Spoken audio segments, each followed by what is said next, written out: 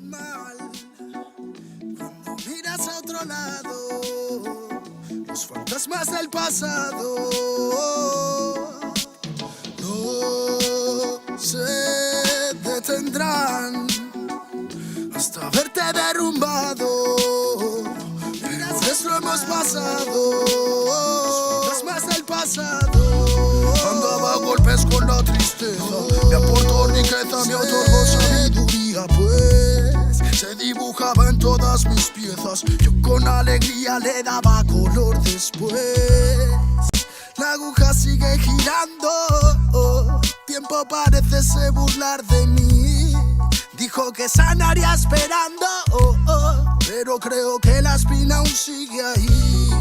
Con los dedos no voy palpando, cierro los puños, escapa de aquí.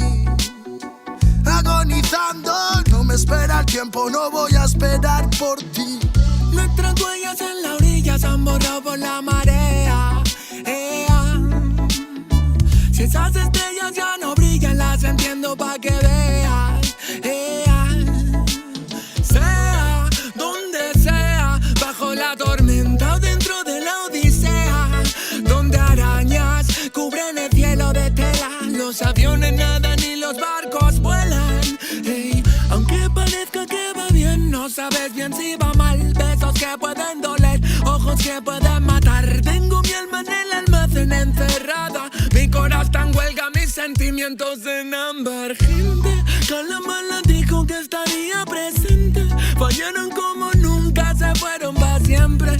Millones de razones para vengarme, pero a veces duele más actuar indiferente. Como no quieren ver ahogados, tenemos branquias y cerrados los bronquios como la mente de un guardia. Yo soy la montaña y vine con la cordillera. Más cojones que tu ganga tiene una madre soltera. Tú cúbrete si suena mi tu. A mi lado tengo soldados fumando de su palulú. Y un conjuro de grimorio me lo salva del velorio. Pa' tener pila valorio, se matan vestidos de emporio. Y yo no quiero una pistola, estoy soñando que la vida que quería me llega a tiempo. Desde que yo la vi sola, loco ando. Vino a verme cuando el sol se estaba poniendo y se dejó una pluma y se perdió en la bruma. Nunca se despidió de mí, nunca se despidió de mí. Vivo en un mundo que parece roto y sé que no, porque todo es perfecto y lo debo plasmar. Me fumo un trocolor tras otro y lo veo todo otro color. Me siento libre porque vuelvo a conectar. Mi gente sufre y no lo puedo evitar, más que dándole consejos siempre desde la humildad. Es su camino hacia la fraternidad. Solo puedo que enseñarles a respetar y amar. Con esta bendición, como no voy a aprovechar los códigos que llegan, los tenemos que aceptar. Si me reencarné fue para ayudar y no para malgastar mi tiempo en beneficio del mal. En la unión nace la fuerza y eso nos hace juntar las ganas que siempre tuvimos para iluminar a la gente que se le ocurra y la malla armonizar. Vinimos para dar fuego a la que no nos va a quemar. Arda y por dentro la llama, no puedo contener la ras. Churruscao el corazón, el armazón no puede llegar a pesarme más. Si abro la boca, tu tumba al suelo, me muelo a diario y sobrado de gas. Escupo ristas perfectas, paladas de versos eternos, no mueren jamás. Cuando acabe mi condena, me vi muy solo y perdido. Cada vez más negra la flema, más elegante el problema, pero planté cara a todos mis enemigos. Recuperé las ganas, las fuerzas y el garbo. Dedico requiems a mis diablos, que aquí estoy vivo de milagro. Delicadas flores crecieron entre los cardos. Me dicen vienes más delgado que de costumbre. Será de tanto que he bailado en el alambre, que a tanta pena es mejor no ponerle nombre. Llevamos la música en vena, nuestra sangre.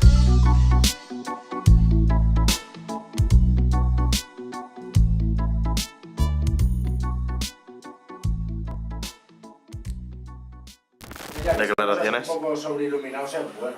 Sí, porque no pueden jugar. El cielo es Luego nuestro. levanto sol.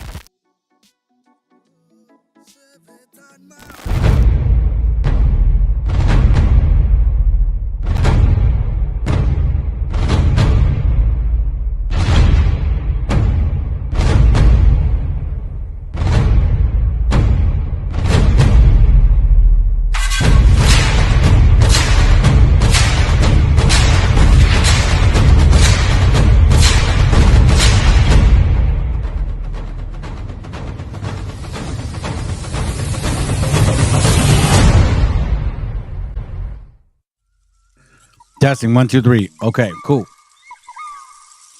All right, so apparently we got a little bit of a problem already. And it happened since this. Shut up, man! Stop it! Stop it! Stop it! Get out of here! It happened since I had to restart again. Um, Everything seemed to be working fine, and then once I started the sound, I guess everything went berserk. Hello, testing. Can you guys hear me? Okay, cool. Anyhow, and then now apparently this system can't play certain videos. Man, I find it so interesting that it's doing this sort of thing. Give me a second, okay? Doing this sort of thing right now. That's kind of even getting involved in this platform, man. I'm not making this up, family. I don't need this drama shit, man. I really don't. Oh, shoot, man. I can't even upload this video here. And it says now that this platform.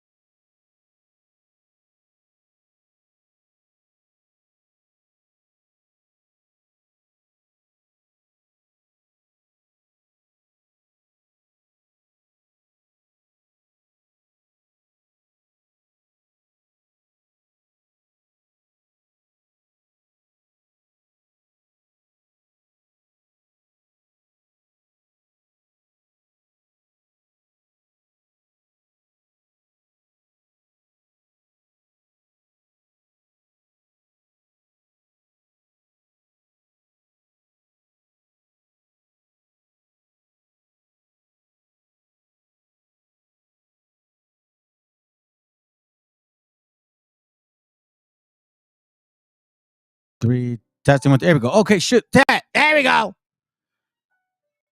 Oh man. But you know what, family? I'm noticing something that I mean, can somebody let me know if it's working because I'm getting a notification here that we are disconnected officially. So let me know if it's working or not. I need to know because it keeps telling me that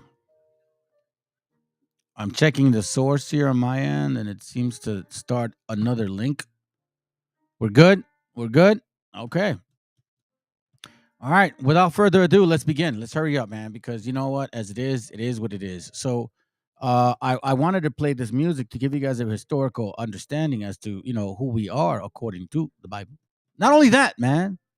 Not only that, fam. Let me make myself small.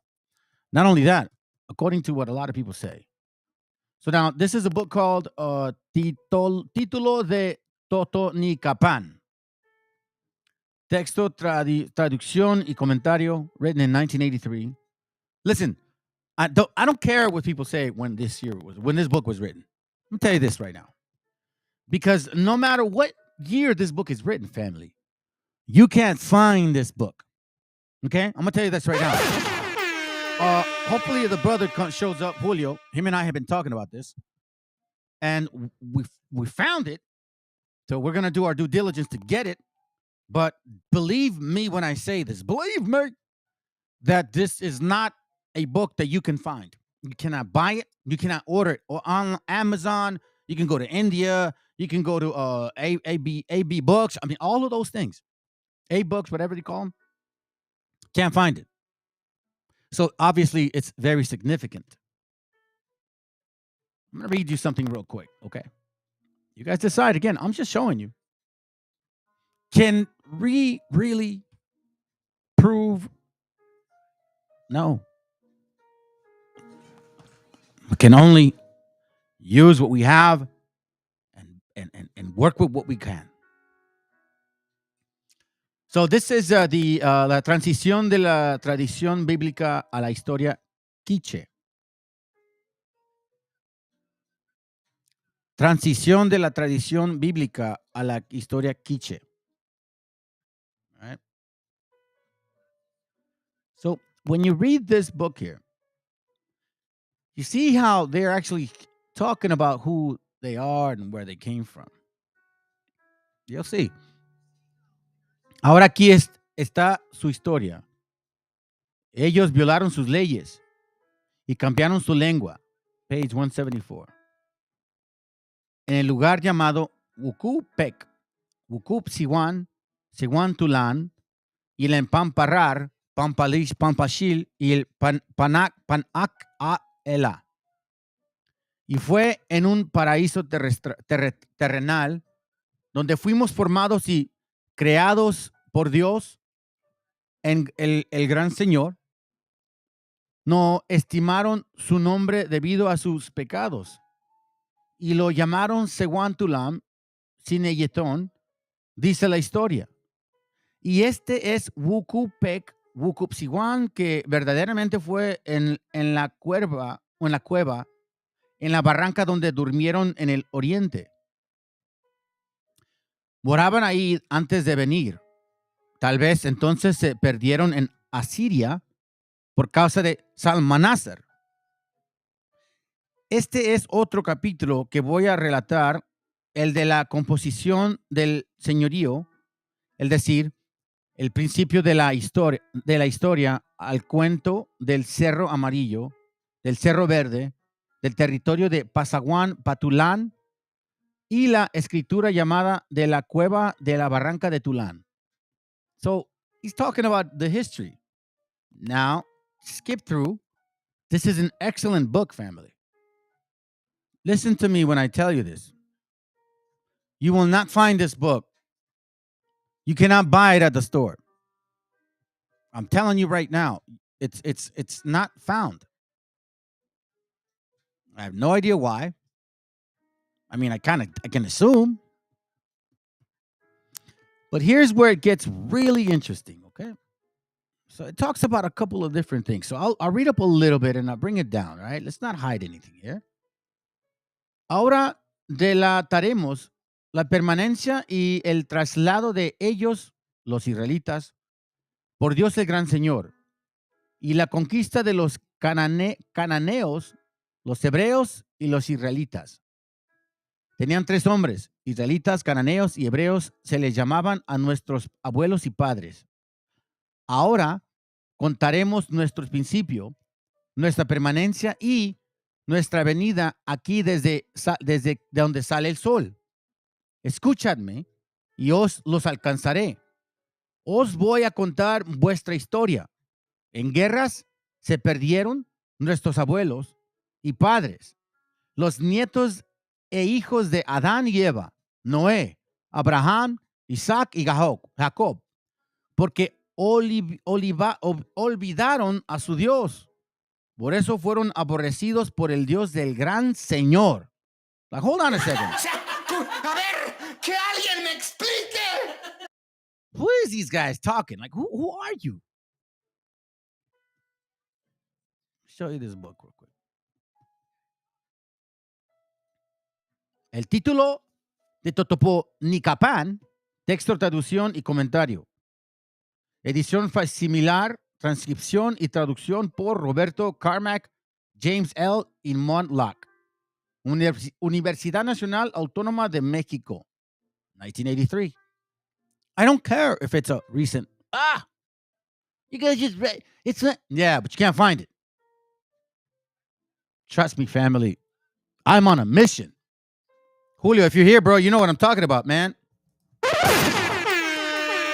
Because we found it. I'm on a mission. So now, let's go back to the page and get to the point. Because we're going to move on. Excellent book, fam. So it reads page 74, 75. So let's read on the bottom here.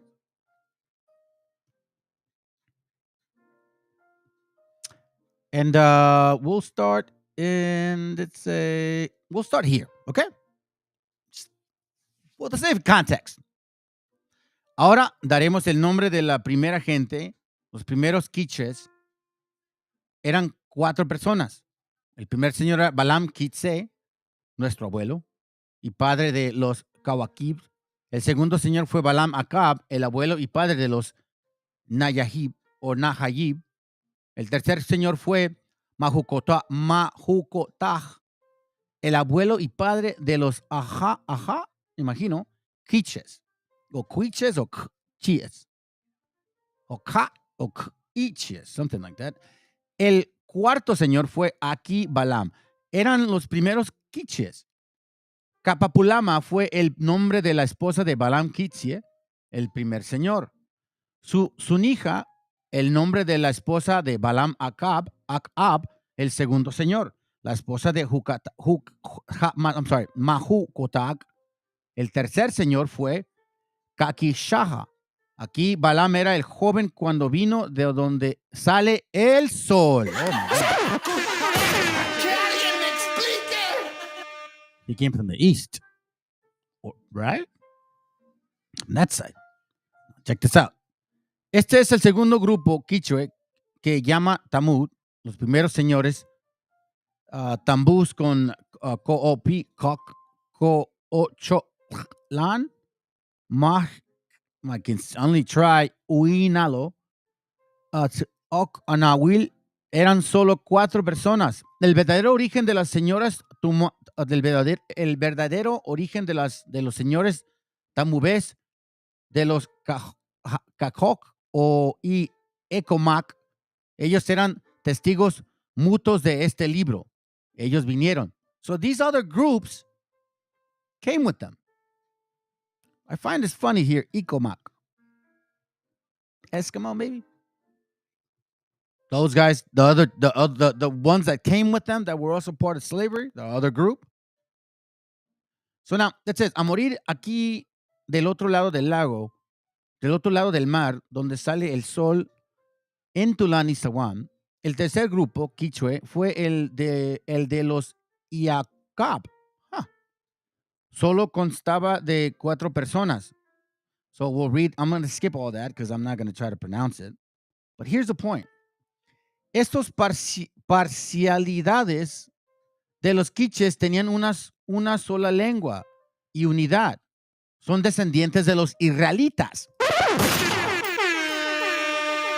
De nosotros, la gente quiche que vivimos de Babilonia, de donde sale el sol. O sea, a ver, que alguien me explique. What do you mean? What are you saying? These Quichuas are saying, or Quiches, are saying that there are Israelites who came out of Babylonia. where the sun comes from. Son descendientes de los israelitas. Que nosotros, la gente quiche, que vivimos de Babilonia, donde sale el sol. Family, this is the reason you got a bunch of dumb wabbles. Thirsty bastards is what I say. Because this is your heritage. And they are so desperate to have it, that they would even suck on your toes if they could. And those are facts. But this is your history. That's why it's important that you guys learn. And you don't base it off some, well, that guy read it to me. No, you have to get in the book. La migración del oriente al quiche. En esta forma vinieron, let's read this. En esta forma vinieron de donde sale el sol, y cuando fueron traídos, sus jefes eran Balaam Kitse, Balaam Acab, Mahukotak y aquí Balaam. Vinieron cuando el Señor Nakshitz él dio el Pishom Ka'akal. Here he goes. Check this out. Now, it says here, cuando vinieron aquí, estaban desnudos, estaban descubiertos. Solo tenían sus taparrabos y armaduras de malla. Cuando llegaron a la orilla del mar, Balaam Keitse tomó su bastón y golpeó el mar, like Moses. Inmediatamente el mar se secó y se convirtió en arena lisa. Así, los 3 grupos de los primeros quiches, junto con los 3 grupos de parcialidades de Tacpan que seguían tras ellos, pasaron así hacia acá, nomás pasaron el mar cuando se cerró, you see? So apparently they were, según tras ellos, right? Chasing them. En verdad, dijeron que fue un acto de amor hecho por Dios hacia ellos porque rezaron a un solo Dios, a Titzakol Bitol, en medio del cielo y la tierra, porque ciertamente eran los verdaderos descendientes de Abraham y Jacob. Family. This is not a coincidence. Our gente knew who the hell they were. Who in the hell they were. You, on the other hand, choose not to know who the hell you are. That's why this brother here, I like what he says, and I showed him often. But it's time, man, that we start waking up, family.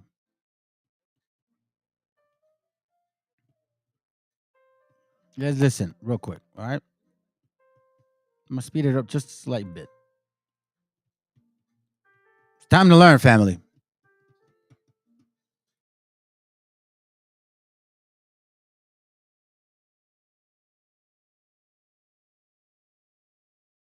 Hold on, let's see. I think we're wondering if you guys can hear it. Okay, so I guess they're going to mess with that audio. Hold on a second, family. Let me go ahead and add this here real quick. Boom, boom, boom. Are you going to mess with this audio now?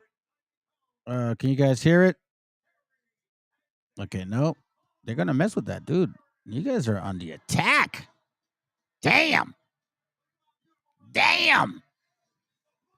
They can't get enough of y'all, family. They love you guys, bro. They had that kind of attention. Y el objetivo de esta entrevista es difundir There este we go. mensaje. Hold on a second. Tratar de entrar en la ideología. Hold on a second, family.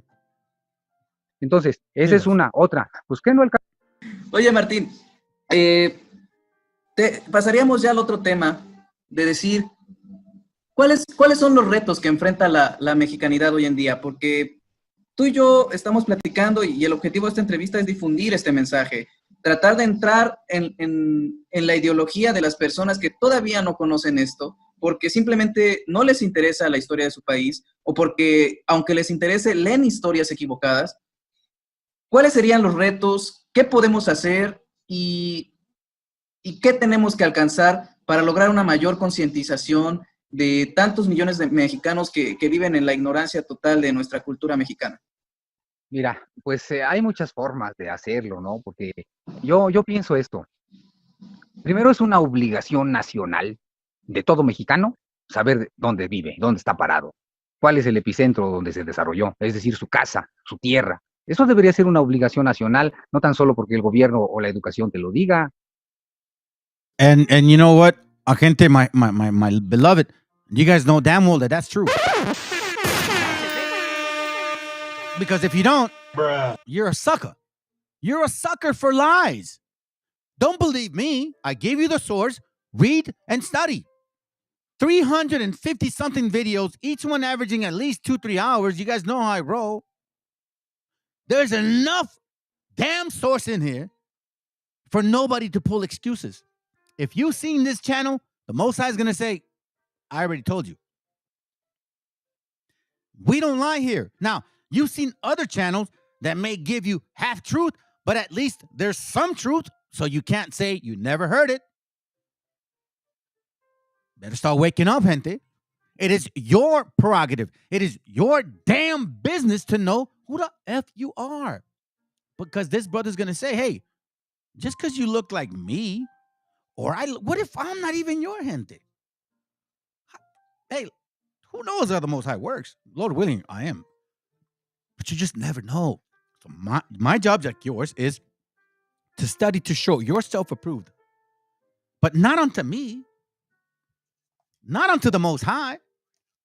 Not unto your parents. That's for damn sure. There's only one person, one particular reason you should be literally like taking this serious. Here, matter of fact, let me give you a scripture real quick so you can at least understand what I'm talking about, man. There's a few in the old and in the new. They're all over the place, to be honest with you. You know, sometimes people need reminders, I guess. Let's go to Job chapter 34, verse 3. Watch what it says. Let us choose to our judgment. I'm sorry, no, Job 34 and 3, sorry. For the ear trieth words, right?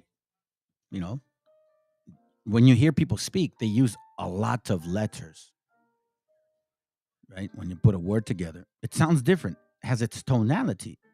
For the ear trieth words, as the mouth tasteth meat.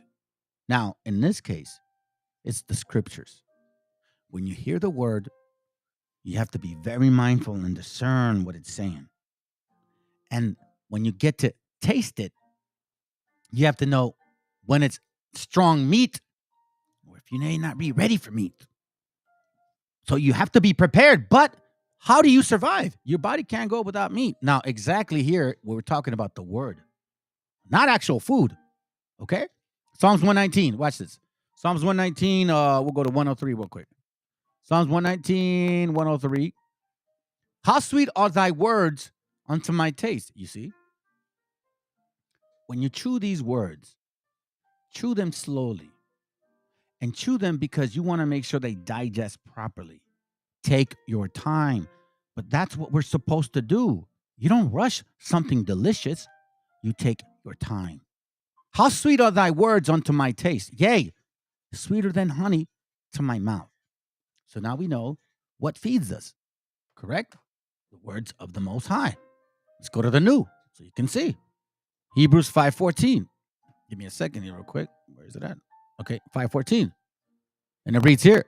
It says, but strong meat, like I said, belongeth to them that are full of age, meaning understanding. Even those who by reason of use have their senses exercised to discern both good and evil. See what I'm talking about? When you are eloquent with the scriptures, you'll know how to listen and you'll know how to chew. I've read this scripture before to you guys. It's nothing new, but it connects to what I'm saying right now. Wherefore, laying aside all malice, and all guile, and all hypocrisy, and envies, and evil speaking, as newborn babes. Babes don't chew meat.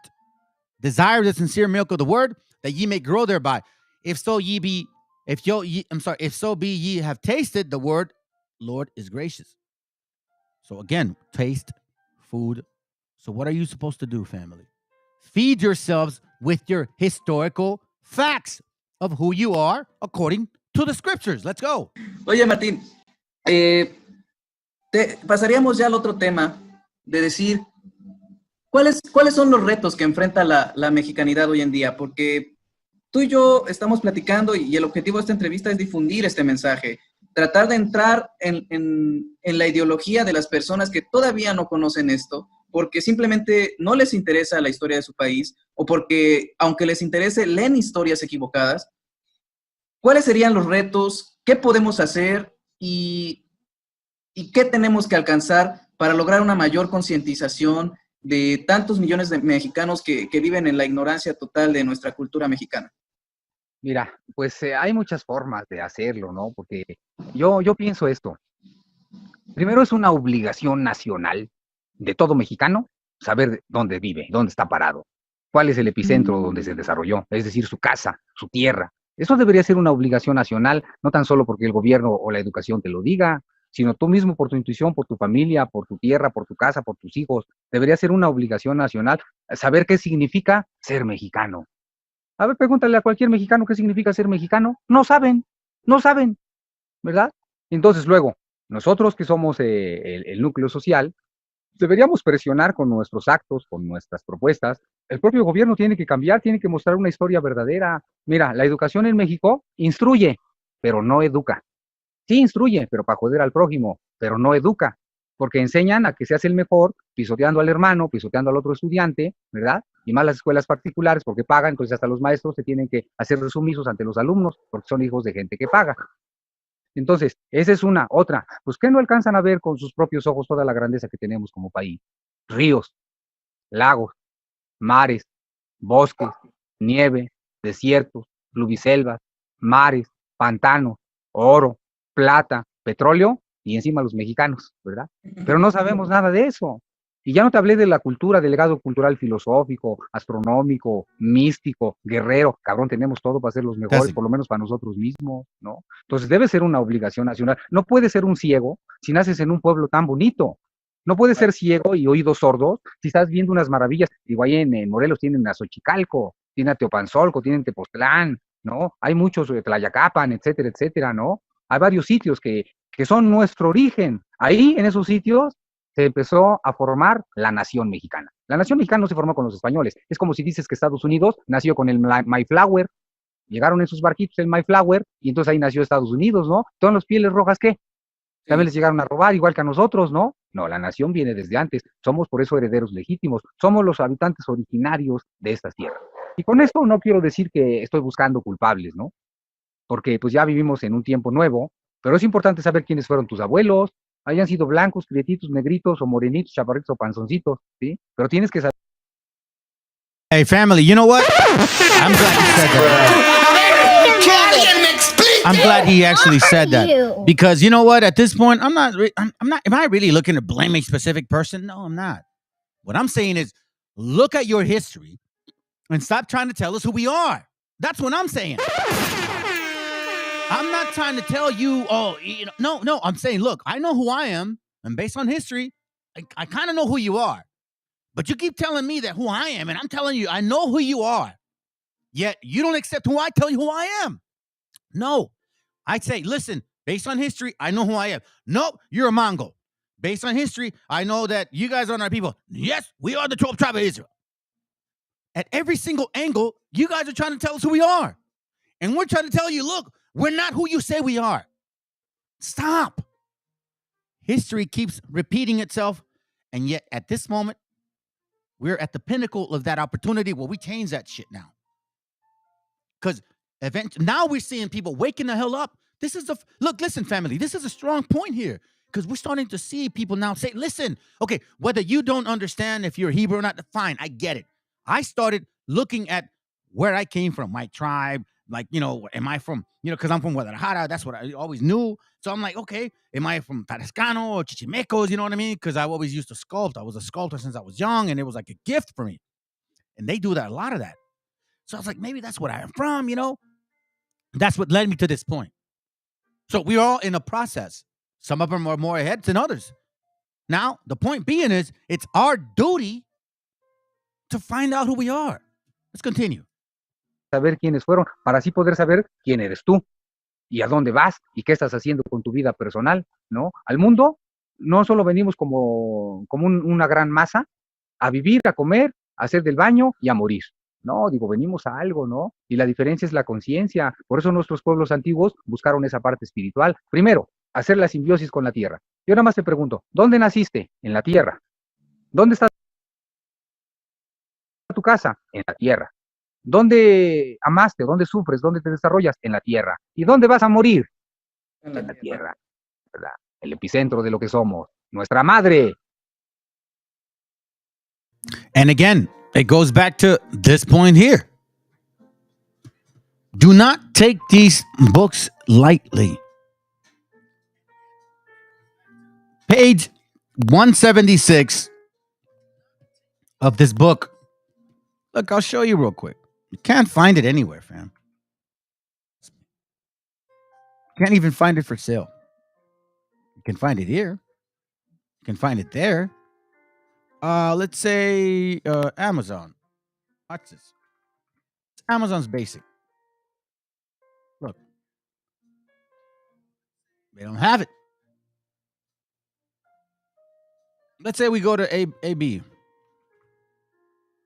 Books. And trust me, fam, I collect books. That's like a personal hobby of mine.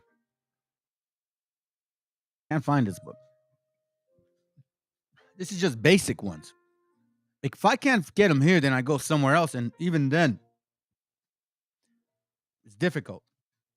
Yeah, libraries have them, and all a few libraries have them, but not like for sale. Matter of fact, I even know a place where you can get them printed, and he said can't get it printed, can't get a copy. Interesting.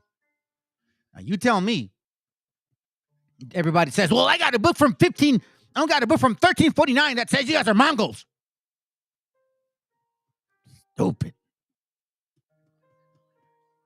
All I have to show you is hidden truth. For 500 years, they kept this book from us. Not this one. Our book. For 500 years, family. Okay? And who did what he did? Zumarraga gave us the Virgin Mary. Spaniard. Zumarraga, what else did he do? Taught us el credo, Padre Nuestro, que estás en el cielo, Rosary, Ave Maria, all of that stuff, right? Zumarraga made sure not to print the Bible in any language of our people. And Zumarraga made sure to promote the imagery of the Virgen Maria. And Zumarraga made sure to promote that we were savages and made sure to destroy what? All of our books. So now what people assume is what they said, that we were savages. Like this guy.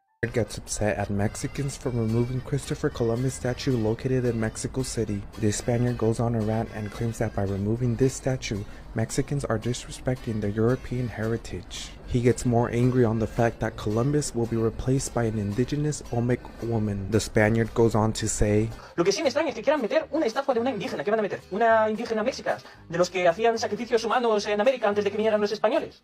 Porque de ser así, tendrían que decir que esas tribus mexicas eran unas tribus muy machistas, porque mataban a mujeres y a niños para satisfacer a sus dioses. In efforts to recognize the great contribution of indigenous people in Mexico, Andrés Manuel López Obrador approved the removal of the Columbus statue since we no longer celebrate genocide. Let's remember that Spaniards like this are the same ones promoting Hispanidad. By claiming to be Hispanic, these people think they still have a right to tell us what to do with our country, but we have no say on theirs. Do y'all think that the removal of this statue was justified or not? Spaniard. And, it's funny because our own gente believes that. Believe me, they believe that.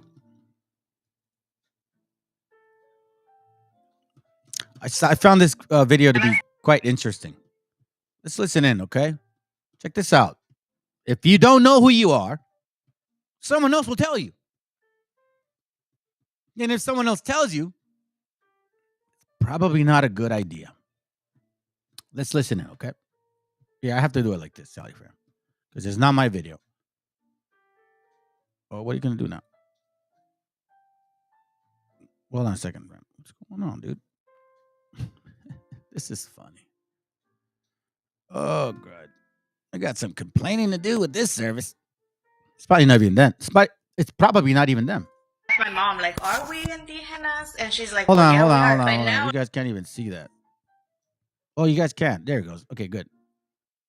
I asked my mom, like, are we indigenous? And she's like, well, yeah, we are. But like, I can't really say that.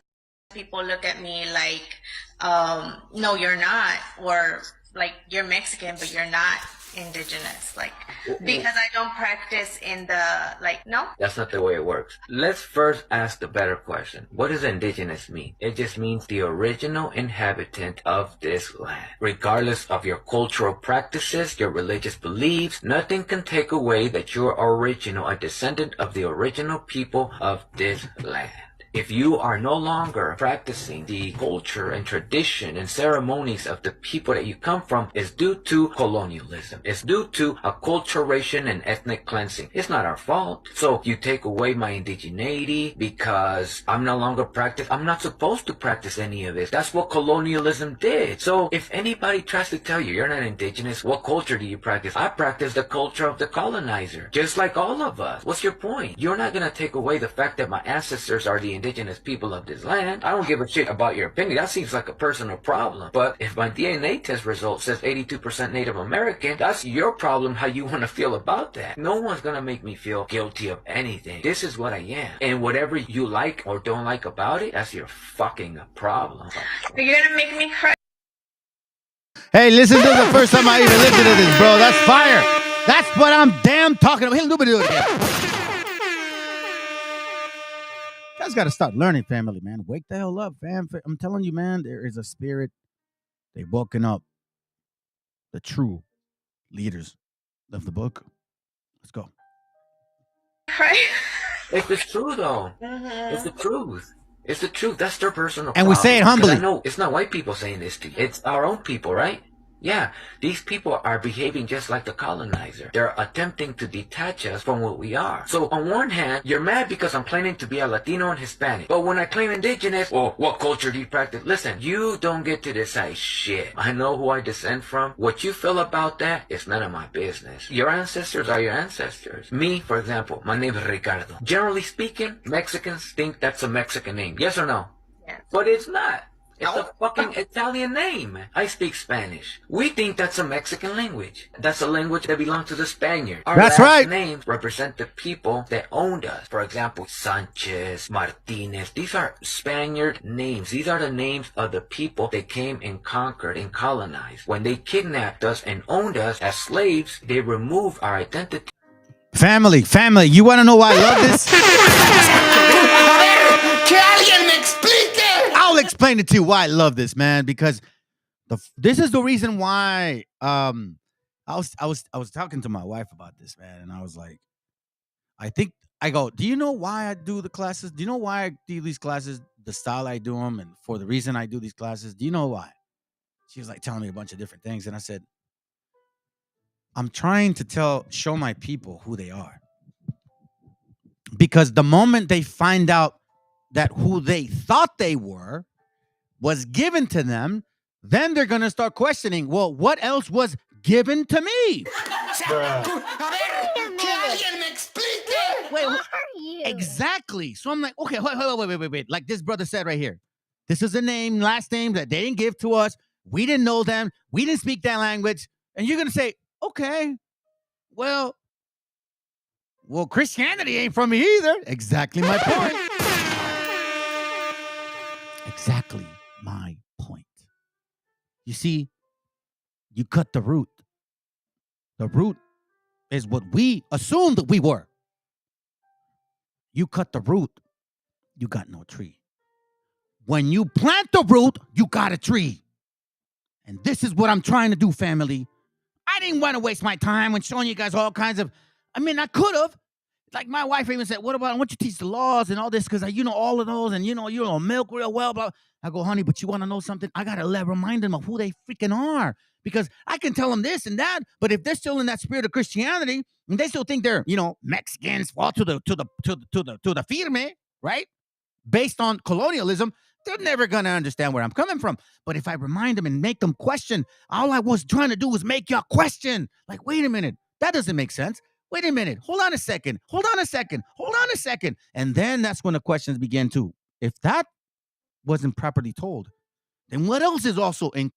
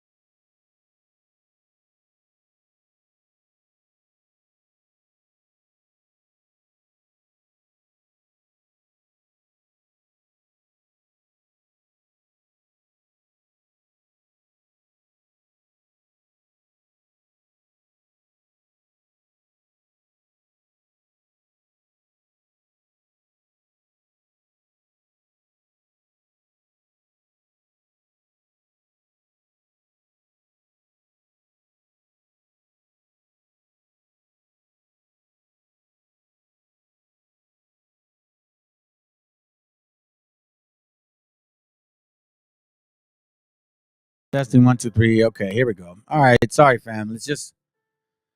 I got a system called. Well, actually, I'm not gonna name it.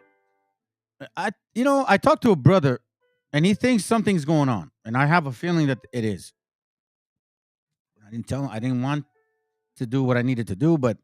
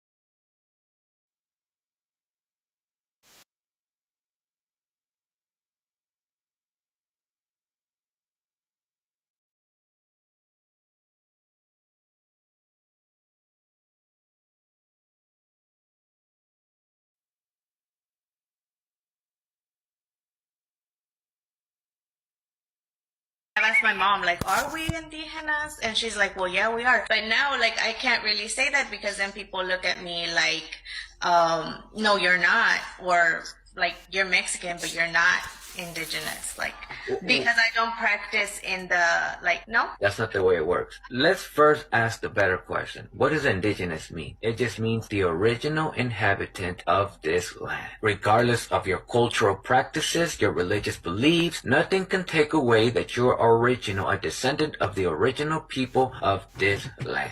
If you are no longer practicing the culture and tradition and ceremonies of the people that you come from, it's due to colonialism. It's due to acculturation and ethnic cleansing. It's not our fault. So you take away my indigeneity because I'm no longer I'm not supposed to practice any of this. That's what colonialism did. So if anybody tries to tell you you're not indigenous, what culture do you practice? I practice the culture of the colonizer, just like all of us. What's your point? You're not going to take away the fact that my ancestors are the indigenous people of this land. I don't give a shit about your opinion. That seems like a personal problem. But if my DNA test result says 82% Native American, that's your problem, how you want to feel about that. No one's going to make me feel guilty of anything. This is what I am. And whatever you like or don't like about it, that's your fucking problem.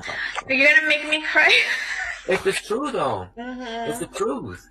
It's the truth. That's their personal problem. Because I know it's not white people saying this to you. It's our own people, right? Yeah, these people are behaving just like the colonizer. They're attempting to detach us from what we are. So on one hand, you're mad because I'm claiming to be a Latino and Hispanic. But when I claim indigenous, oh, what culture do you practice? Listen, you don't get to decide shit. I know who I descend from. What you feel about that is none of my business. Your ancestors are your ancestors. Me, for example, my name is Ricardo. Generally speaking, Mexicans think that's a Mexican name. Yes or no? Yes. But it's not. It's a fucking Italian name. I speak Spanish. We think that's a Mexican language. That's a language that belongs to the Spaniard. Our last names represent the people that owned us. For example, Sanchez, Martinez. These are Spaniard names. These are the names of the people that came and conquered and colonized. When they kidnapped us and owned us as slaves, they removed our identity, our names, and they stamped us with their brand. Martinez, Sanchez, and so our offspring became Sanchez, Martinez. We are identifying with the same identity as the colonizer from Spain. We are speaking the language of our colonizer from Spain. We're practicing Catholicism like the colonizer from Spain. This is an ongoing condition of ethnic cleansing and acculturation. This is the aftermath of a people that have been colonized. You can't make me feel guilty because I'm a product of what my ancestors were forced to go through. People ask me when I have my break, especially, oh, you look Native American. I am. You know, I don't belong to any tribe. Oh, you're not real Native. That's going to be your problem right there. You could feel however you want about me, but I am what I am. No one's going to guilt me out of trying to not claim what I am. You're not going to do that to me, period. You gave me peace, honestly. You really did. You see, family? That's the kind of leadership we need in a sense of what he understands. But at least he's breaking through and destroying the insecurities of that sister, because that insecurity is a spirit. And that's what they're here to do. You want to talk like that, talk about those things. Yeah, that's exactly what it is. Don't forget. Any device to keep your spirit on the low. Any device. I'll give an example. Look, this is for entertainment. But again, Joe Biden is sitting on his hands. But how many of our people actually do believe this? Believe me, they believe this. Believe me, they believe this. But at the same time, how many actually do want to vote for this guy over here on the left? And you know what he's about. Let's listen in. He refuses to take care of the border. He refuses to hold the drug cartels accountable. This is the vision of Biden, Harris, Newsom. I support border security. I think the asylum system is broken. I believe that we need... I understand that. I'm the only guy here that's a border state governor. You're trolling folks and trying to find migrants to play political games to try to get some news and attention so you can out-Trump Trump. And by the way, how's that going for you, Ron? You're down 41 points in your own home state. Everybody? Biden administration, the last 3 years, it's been a master Joe class Biden of job paying you creation. tonight? 3.9%. I thought this was state versus state. No, but it's about the United States of America. I thought this guy was running for president of the United States. If You you're are running too. for a You just won't are you admit running it. for a You third? just Sounds like won't you're admit running it. for a You will not third. admit it. Is Joe Biden experiencing this cognitive decline? Is it a danger to the country? Do you find when he speaks? I want to remind you that this is also religion. And this is how we can connect the dots when we read the book the other few days ago. And it talked about Nimrod's system. He implemented religion and an economic system that was based on competitiveness, meaning capitalism. Let's continue. What is your reaction to it? Yes, he's in decline. Yes, it's a danger to the country. He has no business running for president. And, you know, Gavin Newsom agrees with that. He won't say that. That's why he's running his shadow campaign. We'll take Joe Biden at 100 versus Ron DeSantis any day of the week at any age. You had quarantines. You had quarantines. You had checkpoints all over the state of Florida. By the way, I didn't say that. Donald Trump laid you out on this, dead to right. You did that. You followed science. You followed Fauci, Ron DeSantis. That's not false. He followed science. He followed. You had more kids locked out of school for a longer period of time in California than anywhere else in the country. It was the working class kids. It was the middle income kids. His kids were in private school. They were in class in person. Slow down. I want everyone to be heard. If I can ask you, I really do want this to breathe. I want this debate to Hey, you know, this reminds me of no difference when I was in elementary or junior high. No, actually junior high, because I don't remember elementary. I mean, I don't remember kids debating. That's what I mean. But junior high, yeah, and high school, yeah. And it's no different. Anyways, let me move on from this, because you know what? I just wanted to show you the racism of this, but you know what? It doesn't matter anymore, man, because we already know.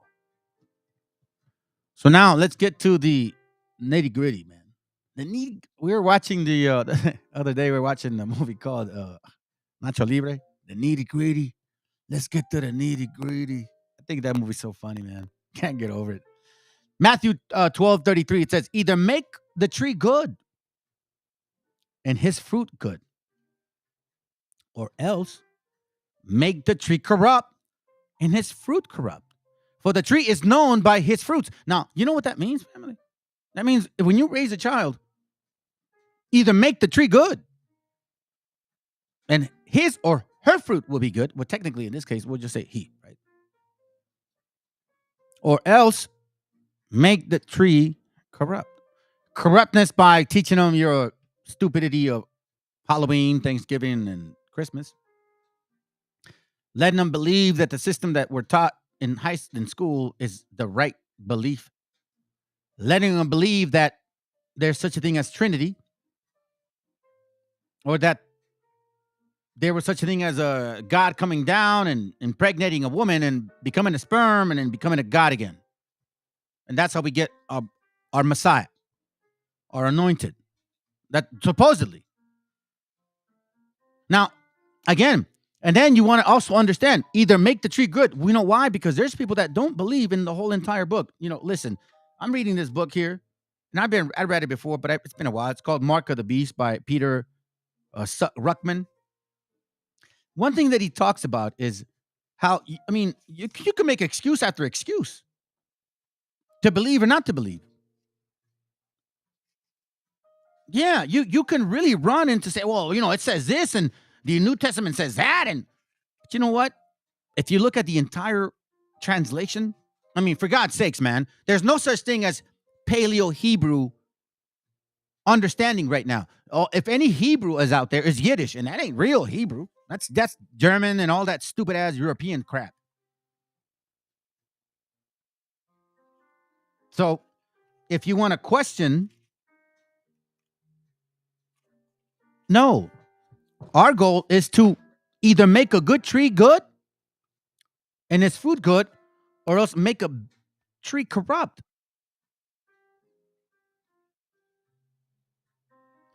It is, like I said before, it is our job to feed ourselves every single day, and that's how we feed this tree. Now, what does the scripture say in John 7:38?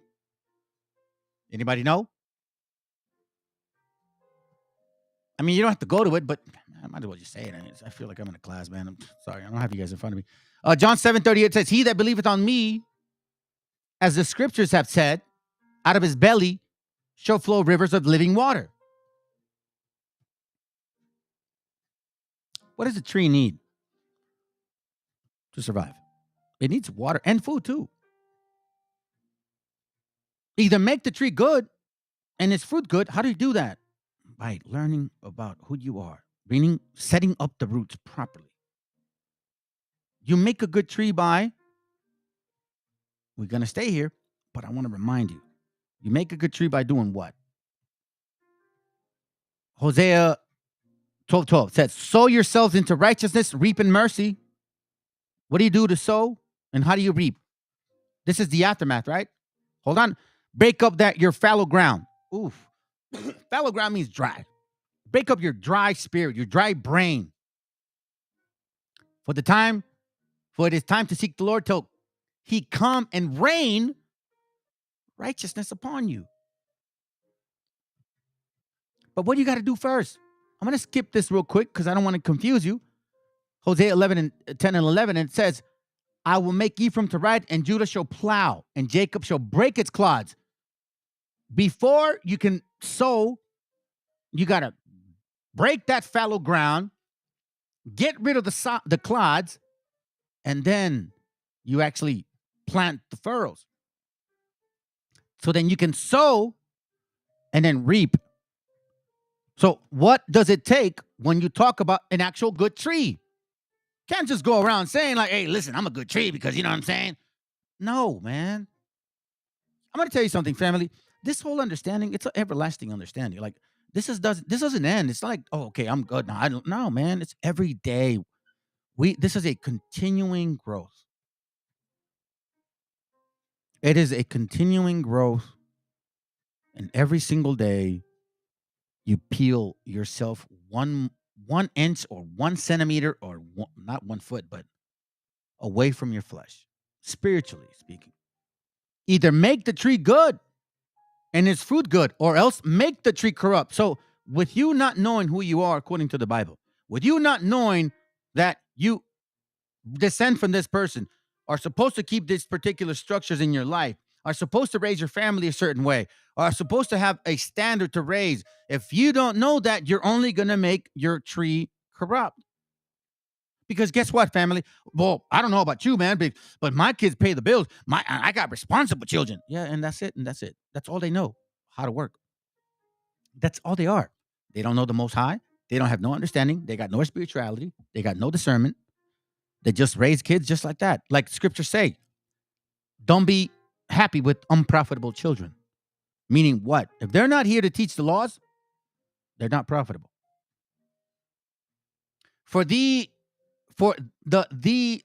tree is known by his fruits. How do we determine his fruits? How does one determine somebody's fruits? How do we know when you're actually going the proper way? Matthew 23:26. Thou blind Pharisees, cleanse first that which is within the cup and platter. The first thing is you got to do is look at your ass. You see, for example, look, family, I'm going to tell you this right now. I would love to have like a few more people listening, right? But see, people don't care. Gente doesn't care when you actually got to change. You want history? I give it to you. Oh, shit, you want me to talk about Canaanites? I'll give it to you. But as soon as I talk about anything to do with, hey, man, replant the seed, refresh your mind. Oh, man, you guys run.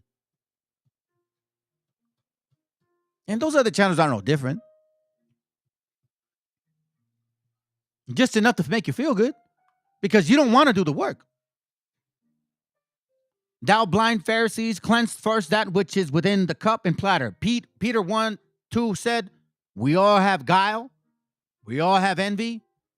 We all have evil speaking. No, I don't do that. Okay. That the outside of them may be clean. So again, we go back to this whole tree concept, right? That's why it says, learn not the way of the heathen. Why? Because their custom is vain. How is that? They deck themselves with silver and gold. They're trees. But remember, we're talking about trees. So these blind Pharisees deck themselves with silver and gold on the outside. But on the inside, they're dirty. Woe to you, scribe and Pharisee. Now, I'm telling you this because leadership, the scripture said that we are priests. That's why you see the Masons wearing those vests like that. Or Freemasons, or you see these camps doing that because they believe they're priests. That's why. Woe unto, well, not believe that. That's what the scriptures say. Woe unto you, scribes and Pharisees, hypocrites, for ye are like unto white sepulchres, which indeed appear beautiful onward. Oh, man. Silver and gold, silver and gold. Look at the car I got. Look how many chicks I have. Man, listen. Look how many women, look how many wives I have. Look how much scripture I know. Look how many doctrines I can bring out. Our truth is only in his house, Hawk. God loves everybody. It doesn't matter if you're gay or not. Hey, listen, pedophilias, pedos apestosos, pedos, that's going to be okay too. Because they're inside. Blind Pharisees, these so-called pastors and priests, cleansed first that which is inside the cup. Why? I'm sorry, I went back. Woe unto you, scribes and Pharisees, hypocrites, for ye are like the white sepulchre. You act all like you're not doing anything, which indeed appear beautiful outward, but are within full of dead men's bones, all of uncleanness. Even so, ye also outwardly appear righteous unto men, but within you are full of hypocrisy and iniquity. Silver and gold. You deck yourselves with silver and gold. That's all you guys care about. The outward appearance. That's why I keep saying, learn your history. You're only dressed up as what the older colonizers also dress you as, by the way. You are a so-called what they believe you are. Luke 11, 39. It says here, and the Lord said unto him, now do ye Pharisees make clean the outside of the cup and the platter, but your inward part is full of ravening and wickedness. I know that you guys always look at this scripture and the first thing you say is trees. Oh, family, we're talking about actual you. For the custom of the people are vain, Jeremiah 10:3. For one cutteth the tree out of the forest, the work of the hand of the workman with an axe, they deck it with silver and gold. For the custom of the people are vain. You deck yourselves with silver and gold. You only look at your outward appearance. Most of you don't realize that that's still what you deal with. Like when you sit in a nice little car, let's say, for example, some of you guys have a new car. You know damn well that ego kicks in. You forget about the laws or anything. I'll bet you anything you do. You forget about all of that, man. You're driving a nice little car. Young lady looks at you. Oh, damn. It says, and the Lord said unto you, now do ye Pharisees make clean the outside of the cup and the platter, but your inward part is full of ravening and wickedness. Ye fools, did not he that made that which is without make that which is within also? Meaning, why are you hiding, bro? Why even try not to admit it? There's no way to hide you. Like, don't you believe he made the outside of you like your flesh? Don't you think he knows who you are inside? Let's see, what's it? I don't identify as Dominican, more as Taino of Quisqueya, Dominican term, a member of the preaching fire founded by Saint Dominic. Man, that's beautiful. That's right, baby. Hold on a second. Hold on, here we go. Hold on. ¡Viva México, cabrones! Viva los Taínos, cabrones. You know what I'm saying, bro? Hold on a second, bro. I like that. I'm glad you said it like that. So again, it goes back to inwardly, man. Whatever it is that you're dressed up with and you still feel that that's part of you and you are having a hard time letting go of your old ways, well, guess what? You're no different than a Pharisee. That's why when you look at Jeremiah, stop looking at it just like a tree, family. I mean, yeah, you can, you know what I'm saying? But the scriptures talk about that it's twofold. It's in Joel, I believe, or Job 34, 24. If somebody knows it, if you could.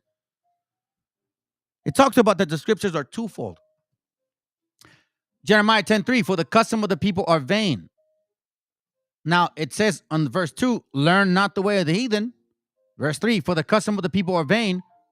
How? How is it that they're vain? Well, first thing they do is, one cutted the tree out of the forest. The work of the hand of the workman with the axe, meaning they prepare and they kind of like, you buy that nice clothes, you buy the nice car, but not for productive reasons, because it makes you feel good. They deck it with silver and with gold. You know why? Because instead of taking care of some serious issue that you got, you're going to buy the gold chain because You're upset. Your girl did something. You're bothered by this. So now you're going to cover it up with what you feel. They deck it with silver and with gold. You know why? Because silver and gold makes you happy.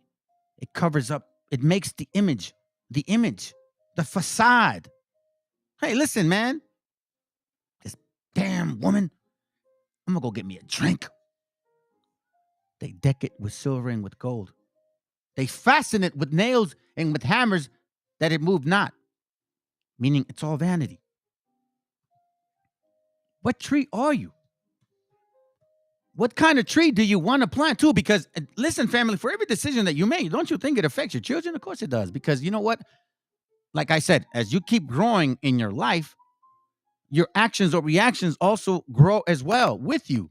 So how you treat people or react to people, they always remember that of you.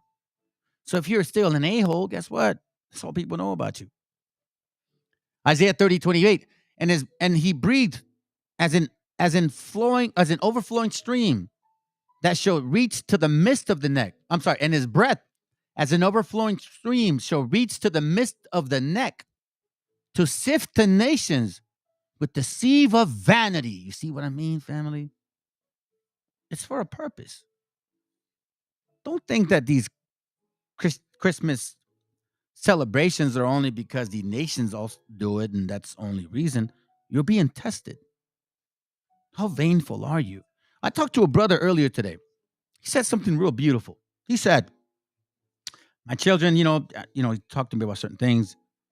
And he said, my children said, yeah, they're not too happy with the fact they don't celebrate Christmas, but they don't want to upset their father.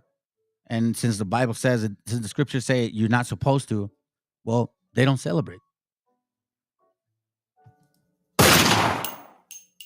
That's beautiful. Because we see here, to sift the nations with the sieve of vanity. The more willing you are to feed that flesh, the more you are of Babylon.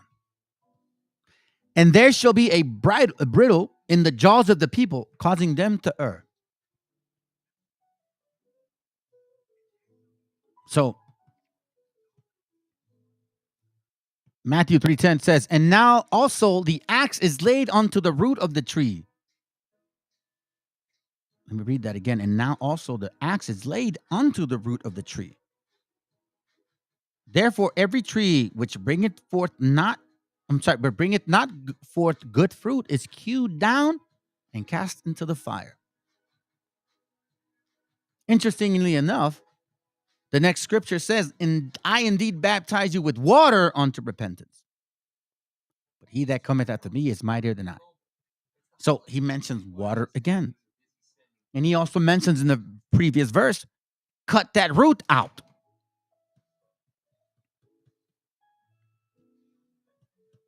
Cut it out. Begin, kind of like be reborn again. Matthew 6:17. Ye shall know them by their fruits.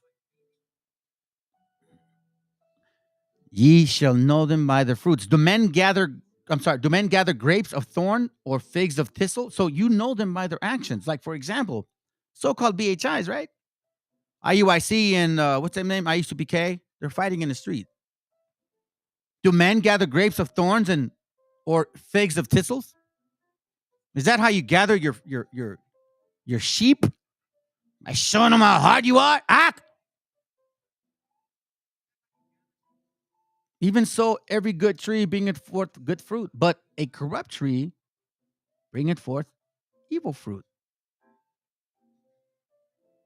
A good tree, let me repeat that, a good tree cannot bring forth evil fruit. How? If you cut it or hewed it from the root and begun and dug deep and broke that ground, destroyed that fallow ground, got rid of them clods, that old you, those old religions, those old beliefs, those old ideas, A good tree cannot bring forth evil fruit. Why? Because you've done the work. Neither can a corrupt tree bring forth good fruit. Why? Because they've never took out the evil root from themselves. Every tree that bringeth not forth good fruit is hewed down and cast into the fire, wherefore by their fruit ye shall know them.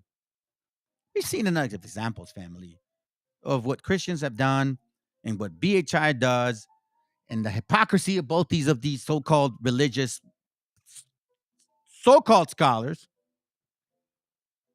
But at every single moment, they minimize your power. They minimize your spirit.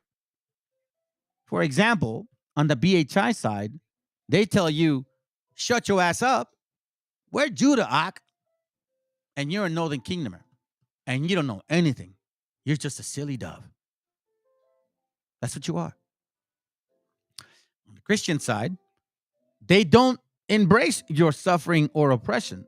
No, they call it doctrine of discovery, or they just simply ignore it. By not telling you who you are according to your spirit, you will always be weak. So it is our job to make sure that we feed our family and ourselves, because no one else is going to do that for us. And I'm so happy that I'm seeing this, like I told you, family, because there's a spirit waking up, and it's even feeding our little kids, bro. Even, so what if it's on a political level? If some of y'all don't want to talk to them, whatever, you guys don't live, I don't care, man. I'm like I told you, I got visors, man. You guys either hang on or you don't. I don't give a shit. It's like the brother, the maestro, el maestro said, listen, man, the brother, he said, I don't care what you think. I'm doing my job. I'm showing y'all what it is. And if you don't like what I say or some words that I share, oh, well, let's go. Eran tiempos en que mandábamos nosotros. Eran tiempos de la masa campesina. No luchábamos por bastardos intereses. No nos guiaba la vanidad ni el odio. Nos guiaban los anhelos de justicia y libertad. Estamos pasando por una gran falta de ciudadanía y patriotismo. Necesitamos escuchar y abrir nuestros corazones para poder vivir en un país donde tengamos el orgullo de decir, soy mexicano. Buen día tengan diputados, compañeros, padres de familia y público amante de la buena palabra. Represento a la Escuela Primaria de Jornada Ampliada Cuauhtémoc de la comunidad de Xcabil, municipio de José María Morelos. Hoy tengo el agrado de presentar el tema Transparencias y medidas contra actos de corrupción. Todos estamos atónitos ante la corrupción, la ausencia de valores que levantan la ola de violencia en nuestro estado. ¿Cuántos de los aquí presentes no hemos gritado? Ya basta de asesinatos, secuestros, violaciones y robos.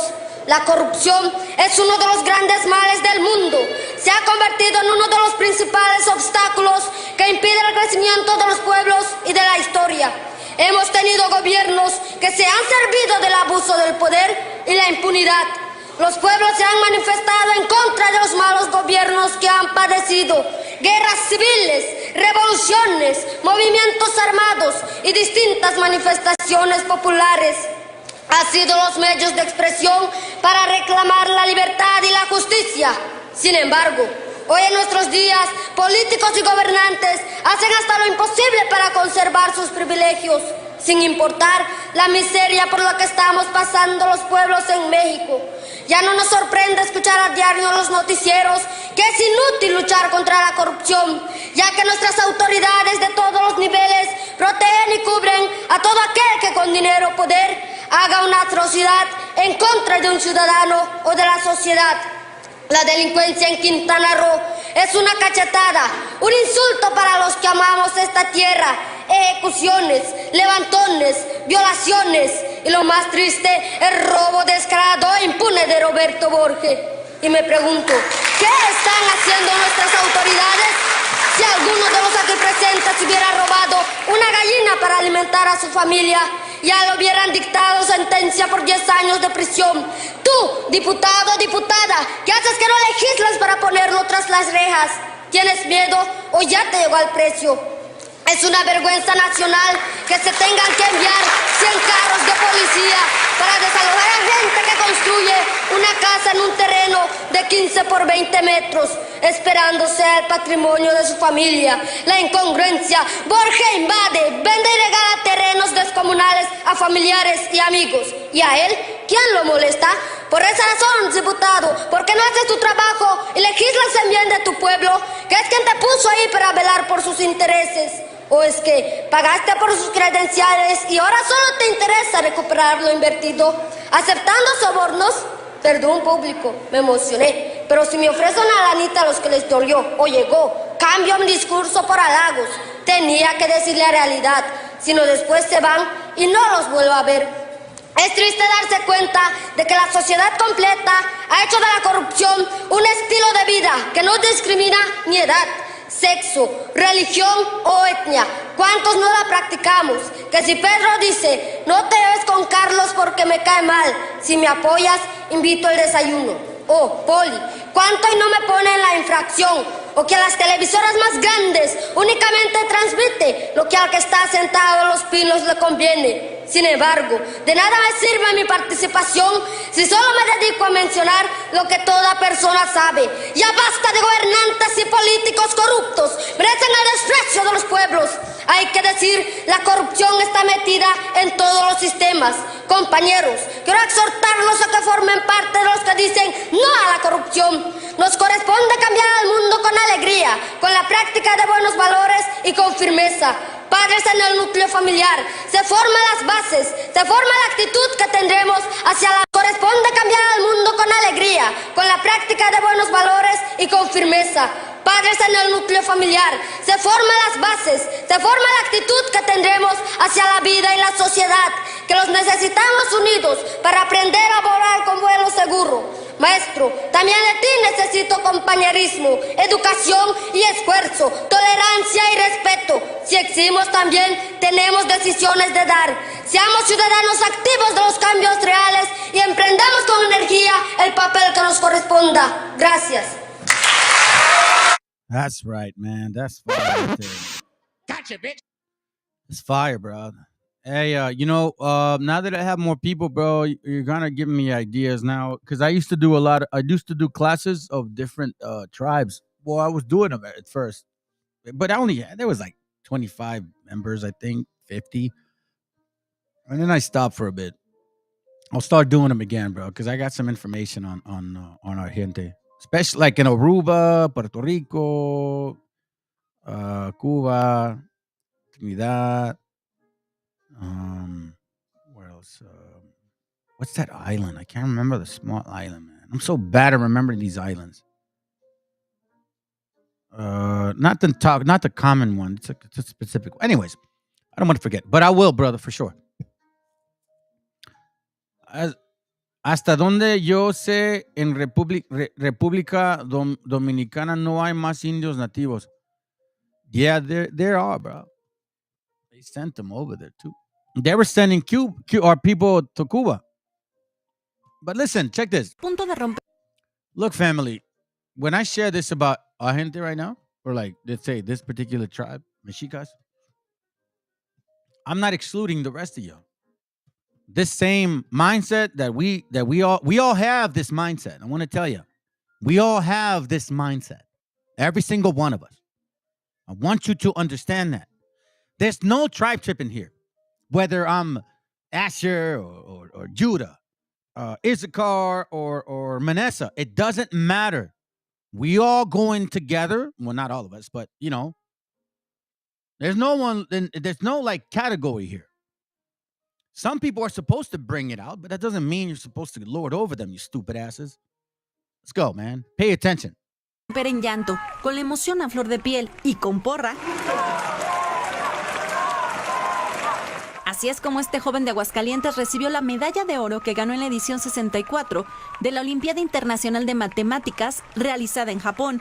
La medalla se la dedico a México y a mi familia. Obtener ese lugar no fue sencillo. Rogelio inició su participación en las Olimpiadas Mexicanas a los 11 años de edad y a nivel internacional ha conseguido varias medallas. Oro en la Olimpiada Iberoamericana, oro en la Olimpiada Matemática de Centroamérica y el Caribe, bronce en la Olimpiada Internacional de Matemáticas en el 2022 y ahora la máxima presea en el mismo certamen, al resolver en 2 días 5 de los 6 problemas expuestos.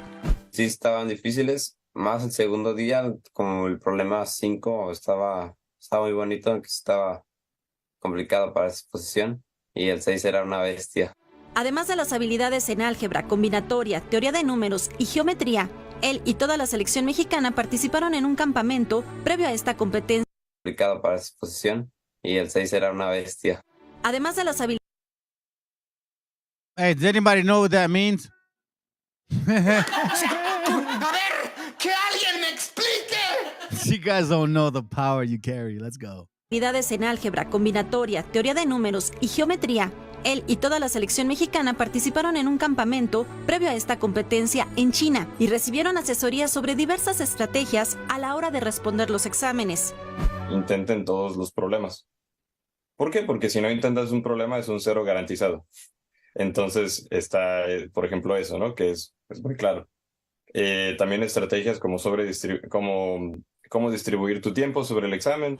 Con ayuda de esas herramientas, el equipo mexicano también obtuvo 3 medallas de plata, posición que fue para estudiantes de Guerrero, Sinaloa y Nuevo León, y el bronce para otros 2 alumnos, uno de Nuevo León y el otro de la Ciudad de México, lo que posicionó a México.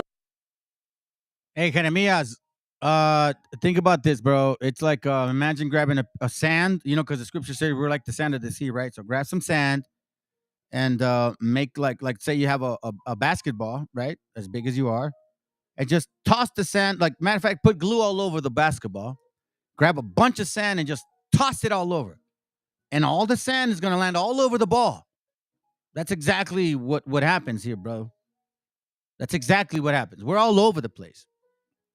All right, we're all over the place. Let's go. Con el lugar 14 entre 100 países. Recibimos muchas felicitaciones de otros países de Latinoamérica. Creo que fuimos el primer lugar. En particular a Brasil le ganamos por 2 puntos. El equipo regresará a nuestro país la próxima semana e iniciará la selección de participantes para la Olimpiada Iberoamericana de Matemáticas, que se realizará en Brasil en septiembre de este año. Talking about the seed, family. We're talking about the seed. You know, a corrupt tree does not bring forth good fruit. Now, I can show you think you know examples of like corrupt trees, right? Do you really? I'm not really going to right now, but I will a little bit, so at least you can understand. See the significance, the difference. Try to tell me man, shut your ass up. Y'all don't know anything. Let's go. Puede ser una materia difícil y no muy atractiva para los jóvenes al momento de considerar una carrera profesional. Algunos creen que se necesita tener talento especial para estudiarla, pero un niño mexicano superdotado lo tiene de sobra, con una maestría en biología y un título de químico farmacéutico en camino. Gaby Tlaseca nos presenta al genio de la ciencia. ¿Alguna vez se han preguntado por qué envejecemos? ¿Qué pasa en las partículas más pequeñas de nuestro cuerpo, llamadas células? Con una maestría en biología molecular a sus 12 años y un coeficiente intelectual de 155 puntos, Ian Emanuel es un pequeño gigante que está por graduarse como químico farmacobiólogo a sus 13 años de edad, 10 años antes de un estudiante normal. Pues es algo sumamente emocionante, es algo que yo anhelaba, que yo quería entrar en la carrera y graduarme, y al fin que lo estoy logrando es algo maravilloso. Su camino no ha sido fácil. Ser un niño superdotado le costó ser víctima de bullying durante la primaria. Lo rechazaban, pues nunca se conformaba con lo que le enseñaban sus maestros. Se siente bien saber que puedes aprender un poquito más rápido y temas algo más complejos. Y aunque a veces te miras raro, no sé, se siente como raro. Y a veces cuesta un poco más relacionarte con personas de tu edad. Justo durante su dura primaria fue cuando se percataron de que Ian Emanuel era superdotado. Sandra, su mamá, ha sido clave. Como mamá, solo tuve que apoyarlo. Le daba educación en casa. Cuando había algún tema en el que debíamos profundizar, conseguía cursos. Su hambre por aprender, tenacidad y constancia lo llevaron a convertirse en el biólogo molecular más joven del mundo. ¿Cuál ha sido mi labor? Sacrificar para que él pueda lograr lo que sueña. Ian Emanuel es estudiante de la Universidad de Guadalajara y es de los niños mexicanos detectados con esta enorme capacidad a temprana edad. Su grandeza y mente brillante están atrapadas en un cuerpo de niño cuyo objetivo es ser un gran investigador para poder curar muchas enfermedades. My family, I didn't know this, but you know what? Yeah, yo. I didn't know he was from Guadalajara. Just kidding, man. Let's continue. Overall, man, it makes me happy. Makes me happy to hear this, man. Makes me happy. Because you know what? All you ever heard was you guys are being wetback spigs, stupid asses. Y'all don't know anything. Undergraduates, low, what's that called? Low IQ, low GPA, you dropouts. For example, matter of fact, look, check it out. What is the average Hispanic? I don't want to put IQ. Hispanic drop out rate. What? You took that out? Man. Average.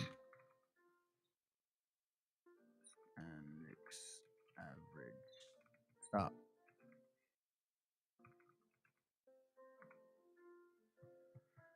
Go drop out rates.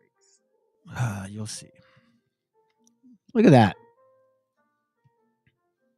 There's a lot of dropouts in this time. I remember this was my time right here.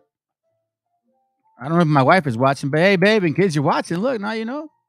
1995, 1990. Man, that was a heavy, damn crazy year. These years is when I grew up, family, right here. Massive stupidity. I mean, I don't mean it in a bad way. I mean, it was pretty bad. It was pretty bad. Hopefully, dropout is changing, but from my understanding, it was pretty bad growing up. Well, the past decade, Hispanic high school dropout rates have dropped dramatically. Oh, man. Hey, man. Hispanics are making big inroads in college enrollment. That's right. Hispanics still lag in other groups in obtaining a fourth-year degree. Okay, well, you know what I mean. Hold on. Bruh. Okay, well, you know, again. What's up, TDW Maverick? Hispanics are significantly less likely than other groups to have student debt. Well, yeah, because they don't go to college. But that's what we hear. You guys ain't shit. You're not hearing that today. I want you to know where you're from, who you descend from, that you're Shemitic, that you're Semitic, okay? I want you to know that. And that you come from royalty.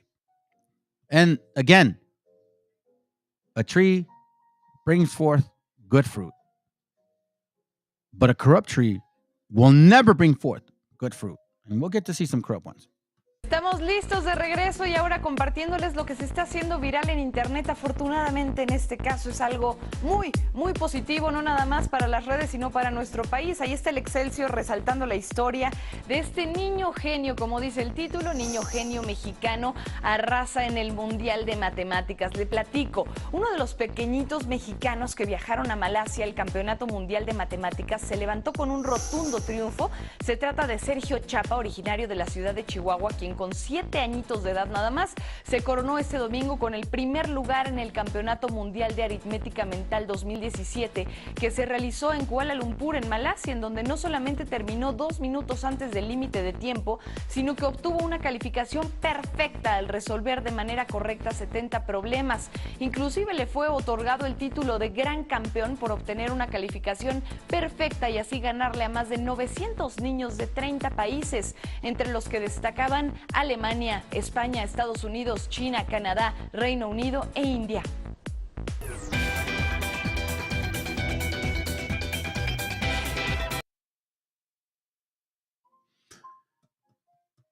Well,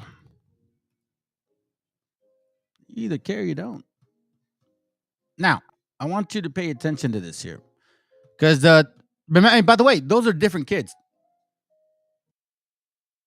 They weren't all the same kids. So don't assume that. Now, I know I showed you this gentleman earlier, but just relax. It's not the same one. We're going to go from here to about here. Okay? Good 2 minutes and 30-some seconds. Let's listen in. Listen to what he says, family, which is why we see a lot of mathematicians, a lot of brain capacity. Let's go. Fíjate que conforme tú vas narrando, me vienen sonando todavía más preguntas, ¿no? ¿Cuáles fueron las principales razones que orientaron a los tlaxcaltecas a aliarse con los españoles. ¿Y qué otras historias mal contadas hay en nuestra historia?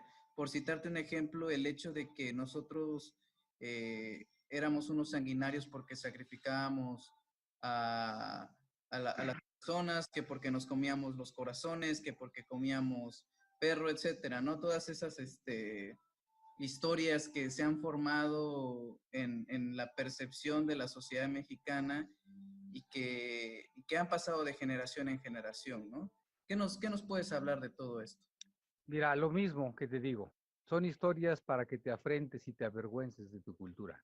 Nada más ve, si yo te cuento esto, que tus ancestros eran salvajes, que tus ancestros eran sanguinarios, como dices, que tus ancestros comían corazones humanos, ¿verdad? Que eran unos inconscientes y sin razón. Pues ni vas a querer saber de ellos, ¿verdad?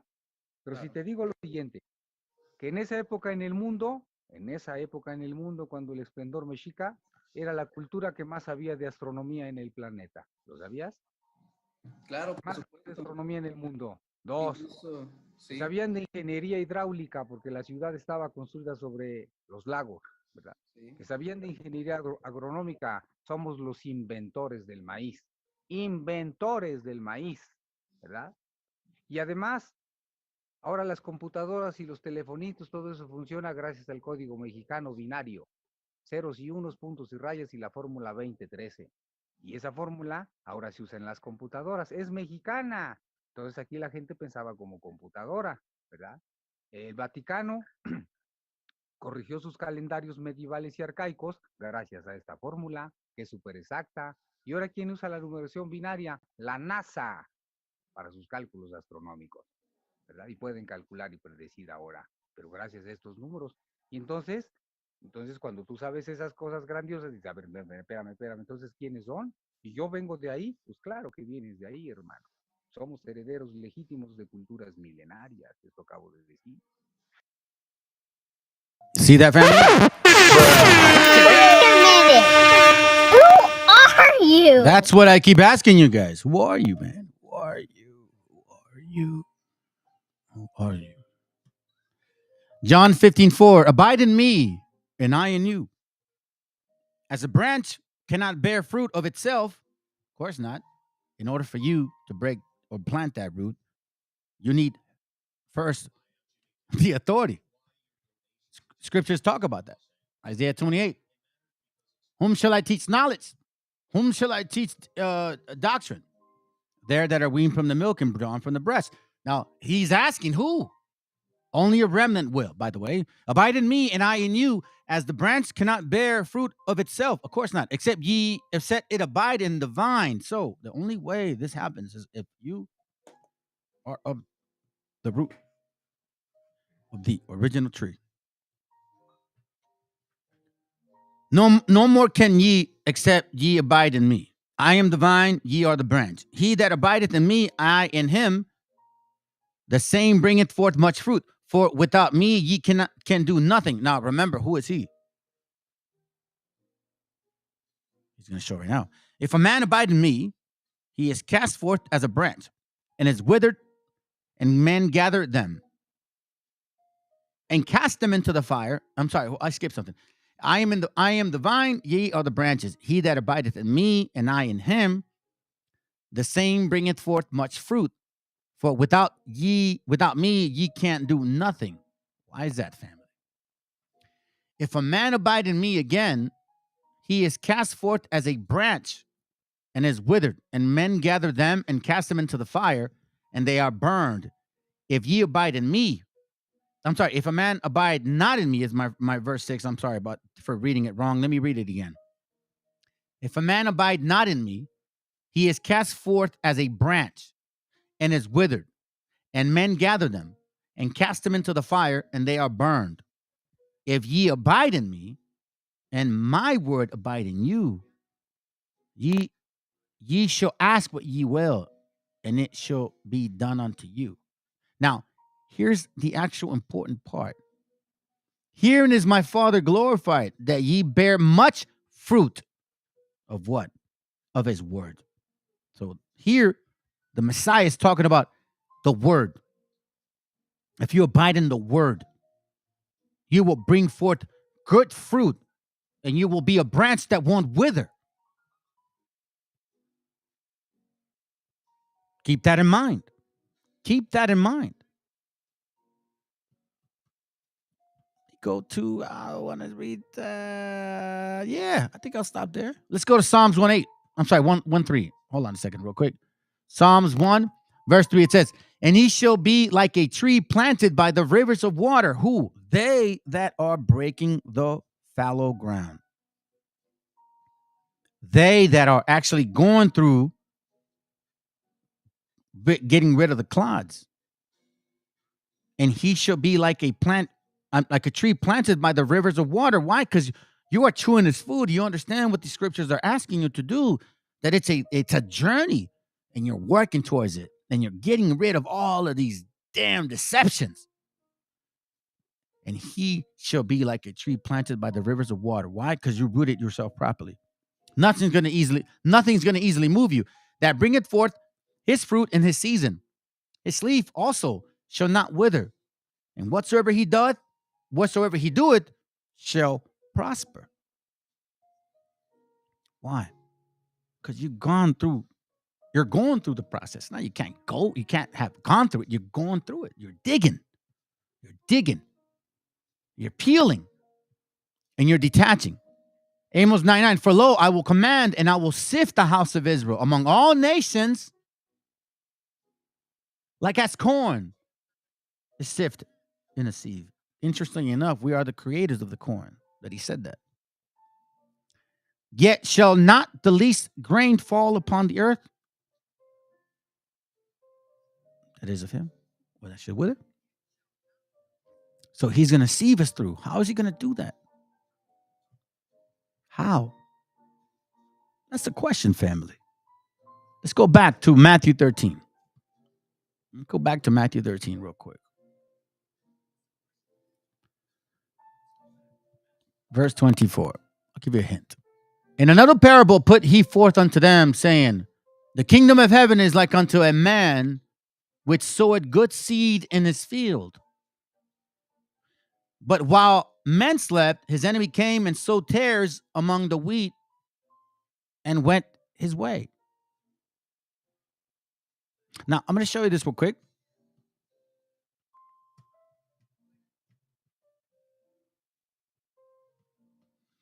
Matthew 21:33. Here's another parable. There was a certain man, householder, which planted a vineyard and hedged it around about and digged a winepress in it and built a tower and let it out to husbandmen and went into a far country. So now we see a little more detail. The parable of the tenant, right? The keeper, so to speak. The tenant, the keeper. Here we see somebody that says, go back to Matthew 13:24, the parable of the weed. So if you're not a keeper, what could happen? If you don't watch your mind, what could happen? Someone can come in and place tares upon you. Watch this. But while he slept, his enemy came and sowed tares among the wheat and went his way. Now, just an example on the other verse. But here, I'm trying to prove a point. But when the blades were sprung up and brought forth fruit, then appeared the tares. Now, we know that that's going to happen a lot. We see it right now. And a lot of you guys are very confused, and a lot of you guys are very unsure, and you're thinking, no, because there's more of them, and they're waking up, and they're saying that we're not the people of the Bible. Yeah. A lot of you guys are scared. But don't you understand? Facts tell, stories sell, family. Can't change what it is. It says, so the servant of the household came and said unto him, sir, didn't thou sow good seed in the field? So he's probably like, what the hell are you talking about? From whence then had it tares? He said unto them, an enemy had done this. Then the servant said unto him, will thou then what we go and gather them up? But he said, nay. That's why ye gather up the tares, ye root up also the wheat with them. But let both grow together until the harvest. And in the time of harvest, I will say to the reapers, gather ye together first the tares, and bind them in the bundles to burn them, but gather the wheat into my barn. Now, first of all, you're not going to really know who's who. And hold on, let me change this. This is giving me some Christmas stuff, man. What the hell's wrong with you guys? You're not going to honestly know what's a good or bad tree. A lot of you guys are also staying in these camps because you think, well, scriptures say the wheat and the tares. Yeah, but why trim your waist to seek love? Just because you don't want to be alone or because you want to congregate. It says let them both grow together.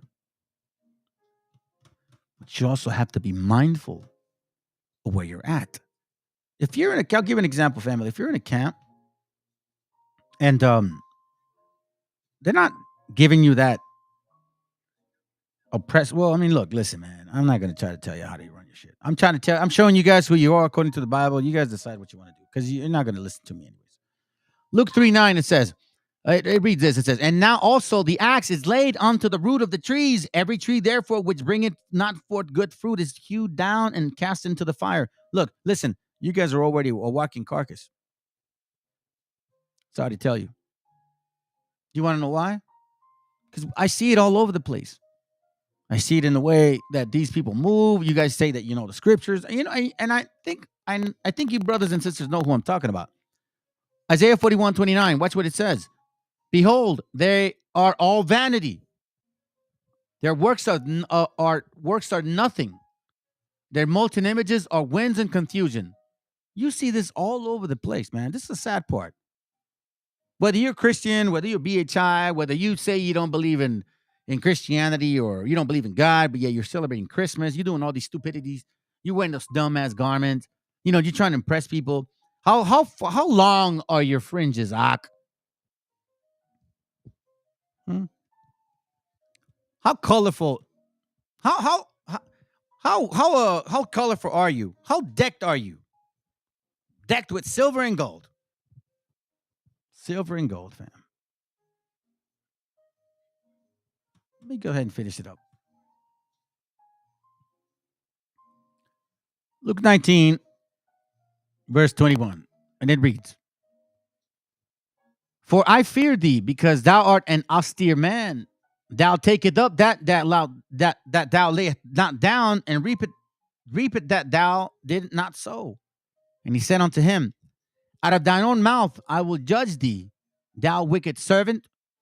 Though thou knewest that I was an austere man, taking up that I laid not down, and reaping that I did not sow. Now here we're talking about somebody that was given a particular type of a weight, so to speak. I'll show you a pound, but he did nothing with it. Instead, he put it away, as if how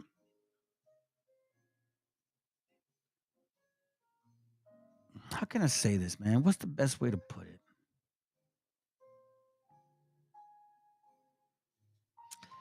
It's like if I give you, it's like I give you something, and for the fear of not messing it up, you don't do nothing with it. You know what I mean? You just kind of keep it there and sit there with it. Like, well, I ain't going to show you, but at least I have it. So it's your job to find about you, because someone else does actually may depend on that. Your children, maybe.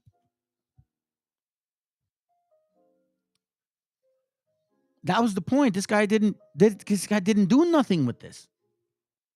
Supposedly, he was too afraid. Then it says here, wherefore then giveth thou, verse 22. And he said unto him, out of thine own mouth I will judge thee, thou wicked servant.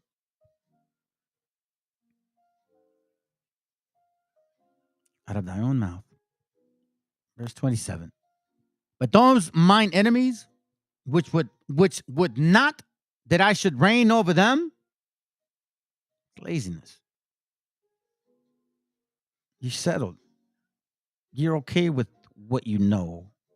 You're not willing to search. You're not willing to dig. And you're not willing to share. Those bring thither and slay them before me. That's what he's going to say. Show you this real quick and then I'll finish it off, family. Pasamos ahora. Hold on, that's not what I want to show you. Take a look at this real quick. This link. You guys have a chance, go ahead and read it. It's part of this book. Not the Book of Mormons. The Book of Mormons resources. They use this. They're reading the book. Okay, they're like breaking down certain explanations and meanings, and they're actually showing their whole book and stuff. Like, I don't suggest to read this shit. I mean, for the sake of learning, in regards to like learning, just learning. I don't think you guys are ready to separate your spirit from your flesh. That's the problem. Some of you guys are still stuck in your Christianity. You don't know how to separate the flesh and the spirit. That's the problem. You don't know how to read something and separate it from your actual spirit understanding. A lot of you guys get stuck. So sometimes I even wonder, but then again, you know what? It's not up to me. It's up to you guys to understand what I'm talking about. And if you're rushing to get to somewhere, then you're going to rush to fall. It's like those people that are rushing to stop. Like they're always cutting and trying to get ahead of you, and all of a sudden you guys end up in the same stop sign. Just like that. People hurrying up to stop. It's pretty stupid. So again, it's our job to learn who we are according to the Bible. And I'm going to keep repeating this, man, because I got brothers here that are telling us, listen, wake up, man. It's time to wake up. Learn who you are, damn it. It's time. Let's go. Shalom, shalom, shalom. Oh, glory to our Father, man. Stick around, family. I'll let it play for 8, and then I'm out. Take care. Tampoco descubrieron América, porque aquí no se llamaba México.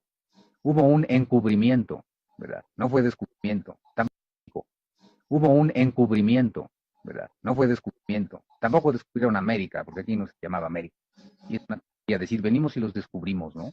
Nosotros vamos a Europa y vamos a descubrirlos, ¿no? Aquí había autoconocimiento, ¿no? La gente sabía de sí misma.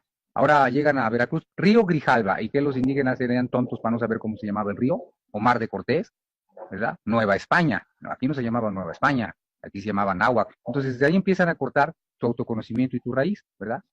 Y fíjate nada más, quien logró la independencia de este país y quien hizo la revolución de este país fueron los indígenas, o los mal llamados indígenas o indios, como dices, ¿no?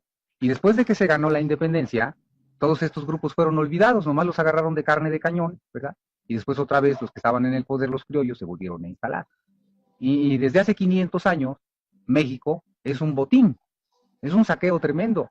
Y entonces no quieren que se sepa la verdad, porque al saber la verdad, estaría serruchando la rama donde están sentados muchos de forma ilegítima, empezando hasta por nuestros propios gobiernos, que les dan las preferencias a empresas extranjeras, a gobiernos extranjeros, y la gente de aquí jodida, ¿verdad? Y ya por ahí medio les engañan con sus circos de apoyo, y al final, todos jodidos, sin identidad, sin raíz, sin cultura, vamos. Somos un país que tiene una cultura que ya quisieran otros en el mundo. Tenemos en lo que quieras, podemos hablar del tema que quieras, y rebasamos. Pero curiosamente los mexicanos somos los más incultos. Entonces te dan una historia para personas colonizadas. Pensamos como gente colonizada. Y tú acabas de decir un término ahorita. Dijiste los conquistadores. No, no fueron conquistadores. Aquí nunca hubo una conquista. Aquí vinieron a invadir, vinieron a despojar y vinieron a traicionar. Entonces nunca hubo una conquista, ¿verdad? Fue eso, despojos, traiciones, asesinatos. Y digo, la gente no lo quiere ver porque es doloroso, porque es feo. Entonces la gente está como dopada, ¿no? Como anestesiada, y ella misma se anestesia a propósito para no ver la verdad. Por eso la vida social, la vida personal, es efímera, está degradada, no hay nada auténtico, no hay nada verdadero. Mira, como acá te acabo de decir, la historia está hecha para personas colonizadas y está hecha por extranjeros. Entonces, si está hecha por los que vinieron a invadir, pues no van a hablar a su favor, ¿verdad? Pues hay gente que dice tal historia, no, es que lo escribió Cortés, entonces es cierto porque lo escribió Cortés, es que lo escribió tal fraile, entonces es cierto porque lo escribió ese fraile, y no hay una historia platicada por la gente originaria de este pueblo, están dando una versión, y la otra, ¿por qué no cuentan, por ejemplo, que los españoles nomás peleaban con niños y con mujeres, que mandaban adelante a sus aliados, y ellos llegaban a pelear con mujeres y con niños? Por eso es que después a los niños mexicanos les cortaban el pulgar, y a cualquier niño que naciera después y era varón, le cortaban el pulgar. Quedaba con 4 dedos el niño, para que no usara arco ni arma, como Lucero de la Mañana, que es gran flechador del cielo. Entonces se perdió todo eso. Hay cantos sagrados antiguos, que en ceremonias se cantan todavía, donde dicen, esos cantos hacen remembranza, cómo los niños peleaban con los españoles, las mujeres, y cómo le dieron su chinga a Hernán Cortés. Mira, nada más antes de entrar en esos detalles históricos, porque hay fuentes, ¿verdad? Fidedignas que denota la verdad, ¿verdad? Ve la diferencia nada más entre lo que era un guerrero azteca, un guerrero mexica, de ánimo invencible y de voluntad inquebrantable, y lo que es ser un mercenario, traidor y chillón. Fíjate. Tú sabes de Cuauhtémoc, del adalid mexicano, el héroe de guerra, claro, que le mandaron quemar los pies a Hernán Cortés, ¿verdad? Sí. ¿Sabes cómo le quemaron los pies? No, ahí sí desconozco. Bueno, le metieron los pies en aceite hirviendo, como una mojarrita más. No fue en brasitas ni en fueguito, le metieron los pies en aceite hirviendo. Lo torturaron durante 2 años, porque lo curaban y lo volvían a meter las patitas al aceite hirviendo. Le terminaron quemando manos y cabeza. Y la historia dice que Cuauhtémoc no rajó, nunca dijo dónde estaba el tesoro, ¿cierto? Porque sí, era un guerrero invencible y de voluntad inquebrantable. Bueno, Hernán Cortés en esta noche de la victoria, que cita, no triste, triste es para ellos. Claro. ¿Verdad? Cuitláhuac fue el invicto, él nunca perdió una guerra. Él era el jefe de armas del gobierno mexicano. A él le ganó la viruela, porque metieron sábanas infectadas de viruelas en sus habitaciones, se infectó de viruela y de eso murió. ¿Verdad? Él brincó al puente cuando los españoles huían, cuando habían matado a traición a Moctezuma y a Cacama y a otros jefes de Estado que los tenían ahí prisioneros. Van huyendo en la famosa calzada de Tacuba, ¿verdad? Bueno, ahora se llama calzada de Tacuba. Antes eran puentes. Se dan cuenta que van huyendo en silencio y empieza el combate. Los guerreros mexicanos peleaban desde agua, desde las lanchas, y los españoles y sus aliados y mercenarios peleaban desde los puentes. Brincó un guerrero, que fue Cuitláhuac el invicto, al puente. Bajó a Cortés de su caballo y le puso tal chinga que Cortés se puso a llorar. ¿Por qué eso no les dicen que se le hincó y se puso a llorar? No me mate. ¿Por qué no dicen eso? Ahora la pregunta es, ¿por qué no lo mató? ¿Por qué no lo mató ahí? Porque un guerrero no mata. El guerrero no se mandaba solo. Había una orden de aprehensión en contra de Cortés por alta traición y por la muerte de Moctezuma y de los demás jefes de Estado. Quien gobernaba no era el Tlatoani. Él ejecutaba, pero gobernaba el Tlatocán, como ahora el Parlamento. El que designó posteriormente a Cuauhtémoc, no se nombró solito, ¿verdad? Lo nombró un consejo de gobierno, que era el Tlatocán. Entonces se libraron las órdenes de aprehensión, ¿verdad? Y Cortés debería ser juzgado. Entonces por eso Cuitláhuac no lo mató. Lo pudo haber matado ahí, como ellos hacían, matando niños, mujeres, ancianos y a quien se les atravesara, ¿verdad? Y quizás la historia hubiera tomado otro curso, ¿verdad? Finalmente ya tenían la visión de venir a invadir. Llegó Cortés porque le robó el mandado, como vulgarmente se dice, a Diego Velázquez, a su jefe. Le robó los bergantines, se vino con sus secuaces y se adelantó a la invasión. Por eso empezó a mandar oro a Carlos V para que lo perdonara, ¿verdad? Porque él iba a ser juzgado por los españoles también. Por eso tenía una orden de aprehensión por ellos. Pánfilo de Narváez lo venía a apresar y traicionó al propio Pánfilo de Narváez. Manda a sus frailes leguleyos, les ofrece oros a los que venían con Pánfilo de Narváez, traicionan a Pánfilo de Narváez, lo matan y otra vez él se queda con la consigna de invadir estas tierras. Entonces le gana, llora. Y ellos, como ellos escriben la historia, es historia para colonizados, pues le pusieron la noche triste. No, es la noche de la victoria. Los niños y las niñas se aprestan a la guerra, los hombres y mujeres preparan ya sus armas. El humo se esparcía, el enemigo huía. Hernán Cortés lloraba, Cuitláhuac señoreaba. Ahí está el canto antiguo, ¿verdad? Caracoles y trompetas retumban en la montaña. Les daba pavor pelear con los guerreros mexicanos. Mira, hay una crónica de un fraile que se llamó José de Acosta, también conocido como Joseph de Acosta. Él en sus historias dice que le daba gallardía al encuentro, mejor dicho, le daba gallardía ver un combate de un guerrero con otro. Le daba gallardía al encuentro que un guerrero águila o jaguar, desafiara a 20 guerreros. Y era causa que uno o dos de estos guerreros desbarataran un ejército, que enfijado el pie en un sitio, no bastaba moverlos de allí 100 hombres a 2 guerreros mexicanos. Y entonces la gente piensa que los españoles llegaron como Rambos, acabando con todos los guerreros de este país. Pues no es cierto, fueron traiciones. Y ellos peleaban nomás con mujeres, niños y ancianos. Ellos peleaban al final. Ellos nunca pelearon en encuentros directos con los españoles, con los mexicanos. Cuando tuvieron encuentros directos con los guerreros aztecas, perdían. Un solo guerrero, la famosa historia de Citlalcatzin, que después de que los vencen de esa famosa noche de la victoria, él los va persiguiendo. Un solo guerrero, Citlalcatzin, un capitán, no lo podían vencer a un guerrero. Le tenían pavor porque se disfrazaba, salía con su atuendo de oro, de repente con jade, con plumas, de repente con manta, se disfrazaba de muchas formas, le tenían pavor a Citlalcatzin, un solo guerrero, y nomás a puras pedradas se los llevaba.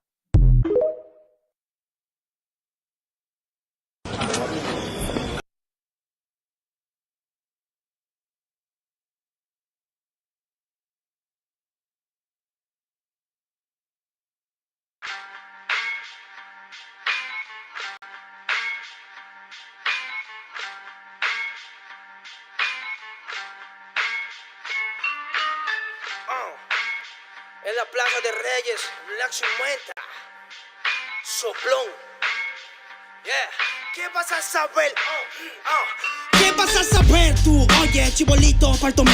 Pulpín de los pulpines, batería de Rapunzel, de rapeos, de raptos, de lagartos en cuartel. Cualquier la pega de cruel con un viejo coronel. Soy flujo, se me antojó dormirme en el laurel. Elevé mi level con un label y un Faber Castell. Ya un papel, lo empape con sangre de todo aquel que se jura Nobel y no ve mis trenes en la riel. What's so man? ¿Por qué no sacan la tablet? Juro por mis aguas que no te hablo por las powers. Soy chinchado neto, búscame por Pico Sour y te voy a meter al centro loco como Beckenbauer. Escúchame atento mi bro, que estamos rompiendo el pro. El negro de Plaza de Reyes como siempre rompe de este micrófono. Que quiere meterle como yo pero no puede meterle tacoplón. Si te pensaba que solo era un gallo, déjame decirle que se equivocó. Real motherfucker feeling on the street.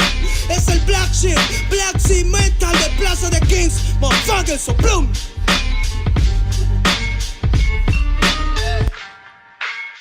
Nero Luigi, man, desempeño en la victoria para que sepa.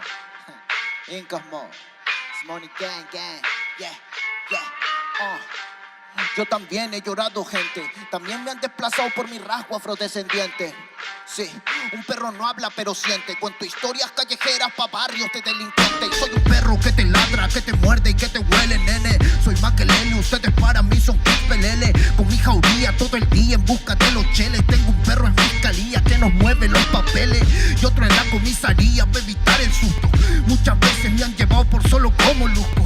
Perdón, madre mía, si yo le causé un disgusto, pero en esta vía yo crecí rodeado de perros chuscos. Yo sé que me quieren ganar, yo sé que me quieren tumbar y no pasará porque soy de verdad. Está súper refina la Dodo Style, metido en latina aprendiendo un style. Yo tengo el style, no mido la raza del perro, yo mido por la lealtad y yo soy leal. La calle te enseña lo que no te enseña la universidad. Salí de ese peña aquí con una seña, te tiran para atrás. La calle limeña aquí nadie la tiene, ya nada es igual. Tiene que respetar, tiene que respetar. La calle te enseña lo que no te enseña la universidad. Salí de ese peña aquí con una seña, te tiran para atrás. La calle limeña aquí nada le doy, ya nada es igual. Tiene que respetar, si yo soy tu papá. Cinco Mob, negro. Cinco Mob, nigga. Nero Luigi, man. Incas Mob, it's money gang, yeah. Hey, yo. Yango en la maldita casa. Me llaman pa' que les dé al menos una vez al mes. Se metieron al lago y olvidaron que era el mes. For everybody bless. La fama es una puta, me está llamando a las 3. Dile que llame después de las 16 y 25. Volví de la infancia de Abraham Lincoln. Con fuerza ya inco, luchando para salir del rincón. Letra callejera en CD brinco. Under del under, puede que tu viejo te lo mande. Sale de vez en cuando como el cóndor por los Andes. Mi cuerpo no es de madera como Dandy. Antes que me branden, yo seré la ola que los expande. Aunque esto me pique en la madera, no sirven ni para romper el ticket de un evento afuera. Loco por la carrera, desafían la gravedad. Yo espero tras la barrera y llego con la novedad. Niña, tú solo espera que ya encontré la manera. He visto bastante por querer lograrlo saltando escalones dentro de la escalera. La vida me puso al depósito, yo soy de púlpito pa' que el mundo conociéramos de esta parte mejor interprete que y de esta cordillera sin luz afuera. Que Que el espectáculo es dentro, la calle es mi templo, tiembla el pavimento. Cuando yo me concentro, mis disparos son temas, la calle un poema, se siente desde cuando entro. Y a toditos estos drogaditos que creen que rapean, los regreso al centro de mi balcón. Yo he visto el clon del clon en la misma gestión, pero a la malla no llega el balón. Y para esta pantalla no soy el patrón, yo ya me sé la cuestión y doy fe por cada renglón. Consciente de la operación del final de Mbappé con la edad de bufón. Veían la maldita casa, Plaza de Rey y papá. El Nero Luigi, Black Mental, hip hop peruano, rasgo en la maldita base.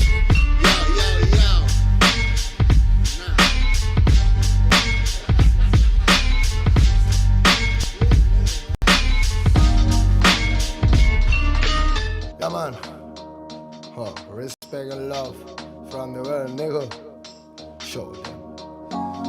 You nigga on a microphone. Can't I sit the number for everything? Rock you on the studio. Bomba, claro. ¿De qué manera sufre el alma cuando alguien se va? No hay medicina que cure esa larga enfermedad. La vitamina de la vida en esta sociedad es tan divina que por nombre tiene libertad.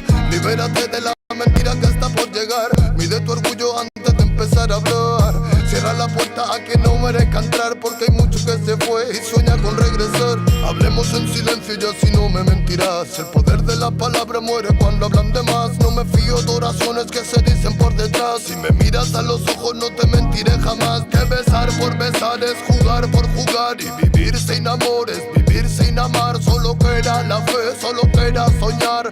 Ponte de pie, ready para luchar. Some love, I can just smoke and there are some love them. I can just smoke and there are some love.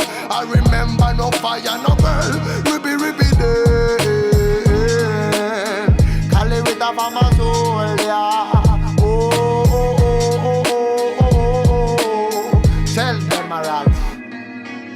¿De cuánto tiempo hablamos cuando hablamos de querer? Si la mitad lo malgastamos solo en comprender. ¿De qué manera es más fácil aprender? Que nacemos para ganar y morimos al perder. No puedo dejar de animarte, que cuando te caigas debes levantarte. Llegué para contarte que no todo artista muere por su arte. Traigo el honor de un humano con valor que utiliza poesía para respirar mejor. Escribo prosa para vengar al amor y recuerda aquella rosa que tiraron al contenedor. ¿Dónde se quedó el amor? Hey, ya no voy a sitio, no microphone forever, never. Tell me, roll some love, I can just smoke and the light, some love them. I Rastafari my life, some love. I remember no fire, no burn, ribby day. Cali with a farmer soul, yeah. Reggae man a farmer warrior day.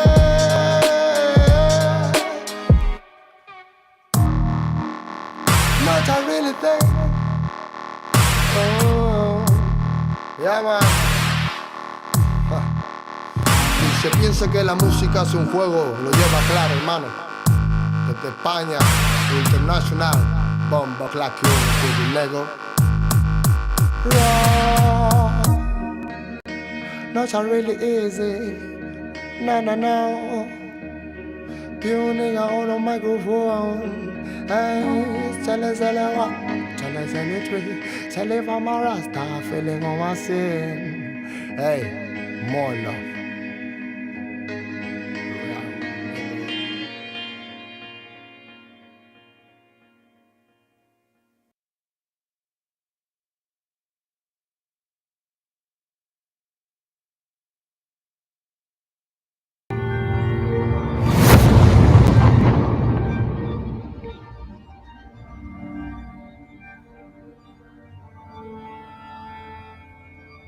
Ical, hijo, abre los ojos.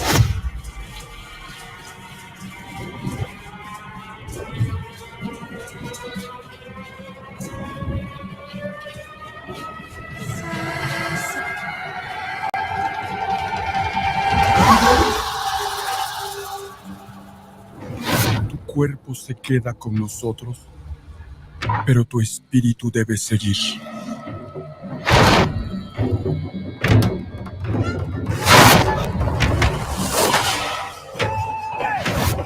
Busca la luz. Aléjate de las sombras. Deja que nuestro dolor sea tu fuerza. Desde aquí iluminamos tu camino.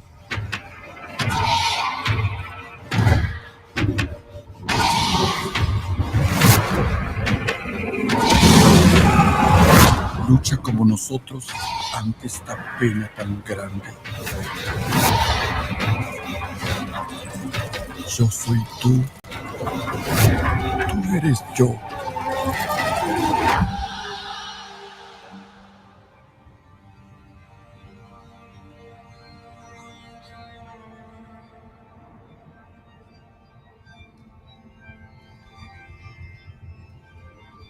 La muerte que hoy nos separa, mañana volverá a unirnos. Eres libre, hijo.